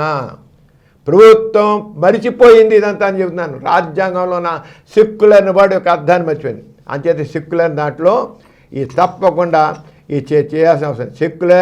Secularism is a doctrine that oppose any form of religious matters. ఎంత స్పష్టంగా ఉన్నాయి దానికి. అందుకనే మామూలుగా మత సహనం అండి, మత సహనం అంటారు. మత సహనం ఏంటి? మత సహనం వేరు, లౌకికవాదం వేరు. లౌకికవాదం అంటే ఆధ్యాత్మికం కానిది, మతపరమైనది కానిది. మనది లౌకిక రాజ్యం, మన లౌకిక వాదులం, మన లౌకికవాదం. దీని ఏమంది ఆధ్యాత్మికం కానిది, మతపరమైనది కానిది. మత సహనం అంటే ఇప్పుడు వస్తుంది ఒక రిలీజన్, ఒక స్టేట్, ఒక రిలీజన్ ఏమండి. ఇప్పుడు గల్ఫ్ కంట్రీస్ ఉన్నాయి, సౌదీ అరేబియా కానీ వెర్నానికో, వాళ్ళందరూ కూడా ఒక వాళ్ళ ఇస్లామిక్, పాకిస్తాన్ ఉంది, ఇస్లామిక్. మొట్టమొదటి పాకిస్తాన్ కూడా సెక్యులర్ కంట్రీయే. తర్వాత దాన్ని ఇస్లామిక్ కంట్రీ చేశారు, కానీ మొట్టమొదటి అది కూడా సెక్యులర్ కంట్రీ. పాకిస్తాన్ కూడా విడిపోయిన మొత్తం 5 ఏళ్ళ పాటు సెక్యులర్. వాళ్ళు ఎక్కడ సెక్యులర్ కంట్రీ అన్న వాళ్ళు అక్కడ కూడా ఎవ్వళ్ళు కూడా అక్కడ మతంతో ప్రమేయం లేనిది, మత ప్రమేయం లేనిది. అంచేత సెక్యులర్ అని చోట మతం లేదు. అంచేత రెండు మత సహనం ఏంటంటే పాకిస్తాన్ ఇస్లామిక్ కంట్రీ, వాళ్ళు అక్కడ సహనం, మత సహనం అంటే అర్థం ఉంది. మేము ముస్లిమ్స్ అన్నా, మేము తక్కిన మతాలను వస్తాం, అది అక్కడ సహనం మతం. ఇండియాలో మత సహనం అంటే మీనింగ్లెస్. మత సహనం మాట మీనింగ్లెస్. ఇక్కడ సెక్యులర్కి దాంట్లో మత సహనం లేదు ఇక్కడ. అదే రెండింటి మధ్య తేడా ఉంది. రెండు ఒకటి కాదు. మత సహనం అనేది ఒక మతానికి చెంది ఉండి కూడా భిన్నమైన మత విశ్వాసాల వ్యక్తిని కూడా సహించడం, ఇది మత సహనం. కానీ ఇది రంగం మాత్రం ఇక్కడ స్వీడన్ ఉంది. అసలు వాళ్ళ కాన్స్టిట్యూషన్ దేవుని పని నమ్మం, మేము రాసేసుకున్నారు. We don't believe in god అని రాసుకున్నారు స్వీడన్లో. Atheist country, we don't believe in god అని రాసుకున్నారు. ఆ రంగానే ఇక ఎథిజం కూడా, ఎథిజం రాసిపోయిన సెక్యులర్నా కూడా అక్కడ ఏ మత తక్కిన మతం సెక్యులర్ అన్న చోట మత సహనం అనిపిస్తుంది లేదు, మత ప్రమేయం ఉండకూడదు. ఎవరిష్టం వాళ్ళు ఉంటే రాసుకుంటే వాళ్ళు చెప్పుకుంటే లేదు. కానీ లేని వాళ్ళు మాత్రం ప్రెషరైజ్ చేయడానికి వీలు లేదు. కానీ మన భారతదేశంలో సెక్యులర్ దేశంలో కాలాలు 2 కాలాలు పెడుతున్నారు, కులం మతం అని. అదర్స్ అని లేదు, పెట్టి రాయమంటున్నారు, కంపెల్ చేస్తున్నారు. This is wrong. అంచేత నేను స్టేట్ గవర్నమెంట్ని, సెంట్రల్ గవర్నమెంట్ని, కొత్తగా వచ్చిన గవర్నమెంట్ని డిమాండ్ చేస్తున్నాను. భారతదేశంలో ఆల్ స్టేట్స్ వాళ్ళకి సంబంధించిన గవర్నర్లని, అలాగే ముఖ్యమంత్రుల్ని, అక్కడ ప్రజాప్రతినిధులని కోరుతుందంటే మీరు ఈ కాలమ్స్ 2 ఎత్తివేయండి, లేదా అదర్స్ అని కాలం పెట్టండి. Caste and religion and others అని పెట్టండి. కొన్ని వాళ్ళు కావాలంటే రాసుకుంటారు, లేకపోతే లేదు. That is choice. That is only choice. రాస్తారైతే లేదు. అంతేగాని కులం మతం ఏంటి, కంప్యూటర్లో ముందుకెళ్ళదు, దాంతో రాయిపోయి కుదరదంటే కుదరదు. దిస్ ఈజ్ సెక్యులర్ స్టేట్, గుర్తించండి. This is not religious society, this not అని నేను కోరే డిమాండ్ చేస్తున్నదని దీన్ని స్పష్టంగా చెబుతున్నాను. సెంట్రల్ గవర్నమెంట్ మన ఎవరైతే ఎఫర్మేషన్ మీద చేశారో, ఓటు తీసుకున్నారో, ఎవరైతే సత్యసాక్షిగా చేశారో వాళ్ళని పర్టికులర్గా కోరుతున్నాను. మీరు కనీసం ఇనిషియేట్ తీసుకొని నేషనల్ లెవెల్లో మీరు తప్పకుండా మూవ్ చేయండి. ఈ సెక్యులర్ స్టేట్ని మీరు గుర్తించబట్టే సత్యసాక్షిగా తీసుకున్నారు. 5 తీసుకున్నారు, ఓటు తీసుకున్నారు. అలాగా వాళ్ళని కోరేది ఏంటంటే కనీసం ధైర్యంగా మీరు నిలబడ్డారు, ధైర్యంగా చెప్పారు సత్యసాక్షిగా చేస్తున్నారని. On the name of God అని మీరు ప్రమాణం చేయలేదు. మీరు చేసే రంగా చేయనంతే దాని అందరూ అభినందిస్తున్నాను. నాస్తికం తరపున మీరందరూ చేయని కొడుతున్నాను. అలాగే చేసే చేత ఎథీజం అనేది అయితే దేవుని ఉనికి నిరాకరిస్తుంది. ఇప్పుడు ఎలా వాళ్ళు స్వీడన్లో దేవుని నమ్మడంలో ఎలా పేర్కొన్నారో, కాన్స్టిట్యూషన్ రాసుకున్నారో, అసలు ఎథీజం దేవుని ఉనికి నిరాకరిస్తుంది. ఆసక్తి మీద ఆధారపడి ఉంటుంది. దేనికి దాసం అవడం ఉండదు, ఫ్రీ విల్ ఉంటుంది. మనుషులందరూ స్వేచ్ఛగా సమానత్వంతో ఉంటారు. అంచేత secularism is different from the religion. మత సహనం వేరు, మత సామరస్యం వేరు. ఈ మత సామరస్యం ఇక్కడ కేవలం సెక్యులరిజం అనేది కరెక్ట్గా అర్థం. ఓ పాలకులారా, మీరందరూ గుర్తించండి, సెక్యులరిజం సరిగ్గా అర్థం చేసుకోండి. అంతగా వక్ర భాష్యాలు ఇవ్వకండి. మీరు మతం మత్తులో ఉండి వక్ర భాష్యాలు మాట్లాడకండి. మీరు పదవిలో ఉన్నప్పుడు సరిగ్గా తెలుసుకోండి. ప్రిమిల ఇవాళ చాలా విషయాలు తెలుసుకున్నాం. నాస్తికత్వం ఉంచి సరైన చైతన్యం కావాలి సమాజంలో. నాస్తికత్వం అనేది సరైనటువంటిది. గోరా చెప్పింది ఇది సంపూర్ణమైనది, ఒక సంపూర్ణ జీవిత విధానం. ఇది ఆస్తికత్వానికి మించినటువంటి ఎంతో ఉన్నతమైనటువంటిది ఆల్టర్నేటివ్ ఎథీజం. ఇది ఆల్టర్నేటివ్ థీజం, దానికి మించిన గుణాత్మక ప్రత్యామ్నాయం. మనం దీన్ని తెలియజేయడం కోసమే సమరం ఛానల్స్ పెట్టి 20 యూట్యూబ్స్ పెట్టాం. దాంట్లో ఎథీజం మీద మనం positive Hindi channel, positive English channel, positive Telugu channel, ఇప్పుడు ఎథిస్ట్ బులెటిన్ చూసి ఎథిస్ట్ సెంటర్ ఛానల్ అయితే ఉన్నాయి. చాలా చక్కగా అందరూ చూస్తున్నారు. అలాగే మనకి దాదాపు ఈ ఛానల్స్ అన్నిటి రకరకాల ఆస్పెక్ట్లో దానికి యూత్ సంబంధించిన, ఎడ్యుకేషన్ సంబంధించిన కానీ, సోషల్ సైన్స్ సంబంధించిన కానీ, ఇలా అన్ని రకాల ఫుడ్ గురించి కానీ, మీకు లేడీస్ సంబంధించిన కానీ, చిల్డ్రన్ సంబంధించిన కానీ అన్ని రకాల ఛానల్స్ ఉన్నాయి. అందరికి తెలుసు మనకు గురించి. ఇవి దాదాపు ఇంతవరకు 5 ఏళ్లలో మోర్ దాన్ 20 crores వ్యూస్ ఉన్నాయి. మనకి 152 దేశాలు, 152 కంటే మించిన దేశాల్లో అయితే కార్యక్రమాలు చూస్తున్నారు. వాళ్ళందరినీ అభినందిస్తున్నాను. మనందరం కూడా ఇక్కడ చూసి ఈ ఛానల్ చూసి కోరేదంటే సమాజాని కోసం, సామాజిక చైతన్యం కోసం ఈ ఛానల్ ఇవన్నీ కమిట్ అయి ఉన్నాయి. సమరం ఛానల్స్ అన్నీ కూడా సామాజిక చైతన్యం కోసం ఉన్నాయి, సామాజిక ప్రగతి కోసం ఉన్నాయి, మానవాభ్యుదయం కోసం ఉన్నాయి, ఆ సమానత్వం కోసం ఉన్నాయి, వ్యక్తి స్వేచ్ఛ కోసం ఉన్నాయి, వ్యక్తి గౌరవం కోసం ఉన్నాయి ఛానల్స్. మీరందరూ కూడా దాన్ని అందరికీ సహకరించి చేయాలని, వీటి జాగ్రత్త చూడాలని, మీ సూచనలు సలహాలు ఇవ్వండి. తప్పకుండా రంగం మనం చేద్దాం. అంచేత ఇంతగా తగ్గ ఈ సమరం ఛానల్స్ని ఆదర్శిస్తున్న ప్రేక్షకులందరికీ ధన్యవాదాలు తెలుస్తూ మరి ప్రేమలో అందరూ సెలవుచ్చుకున్నాం. అందరికీ జై ఇన్సాన్. జై ఇన్సాన్. ఈ కార్యక్రమం మీకు ఎంతో నచ్చింది కదా. ఇటువంటి మరిన్ని వీడియోల కోసం అనతి కాలంలోనే 20 కోట్ల వ్యూస్ సాధించిన డాక్టర్ సమరం మల్టీ ఛానల్ నెట్వర్క్ సమర్పించు ఎథిస్ట్ బులెటిన్ ఛానల్కు సబ్స్క్రైబ్ చేయండి, లైక్ చేయండి, మీ ఫ్రెండ్స్కి షేర్ చేయండి. అలాగే ప్రక్కనున్న గంట సింబల్ని ప్రెస్ చేయడం మర్చిపోకండి.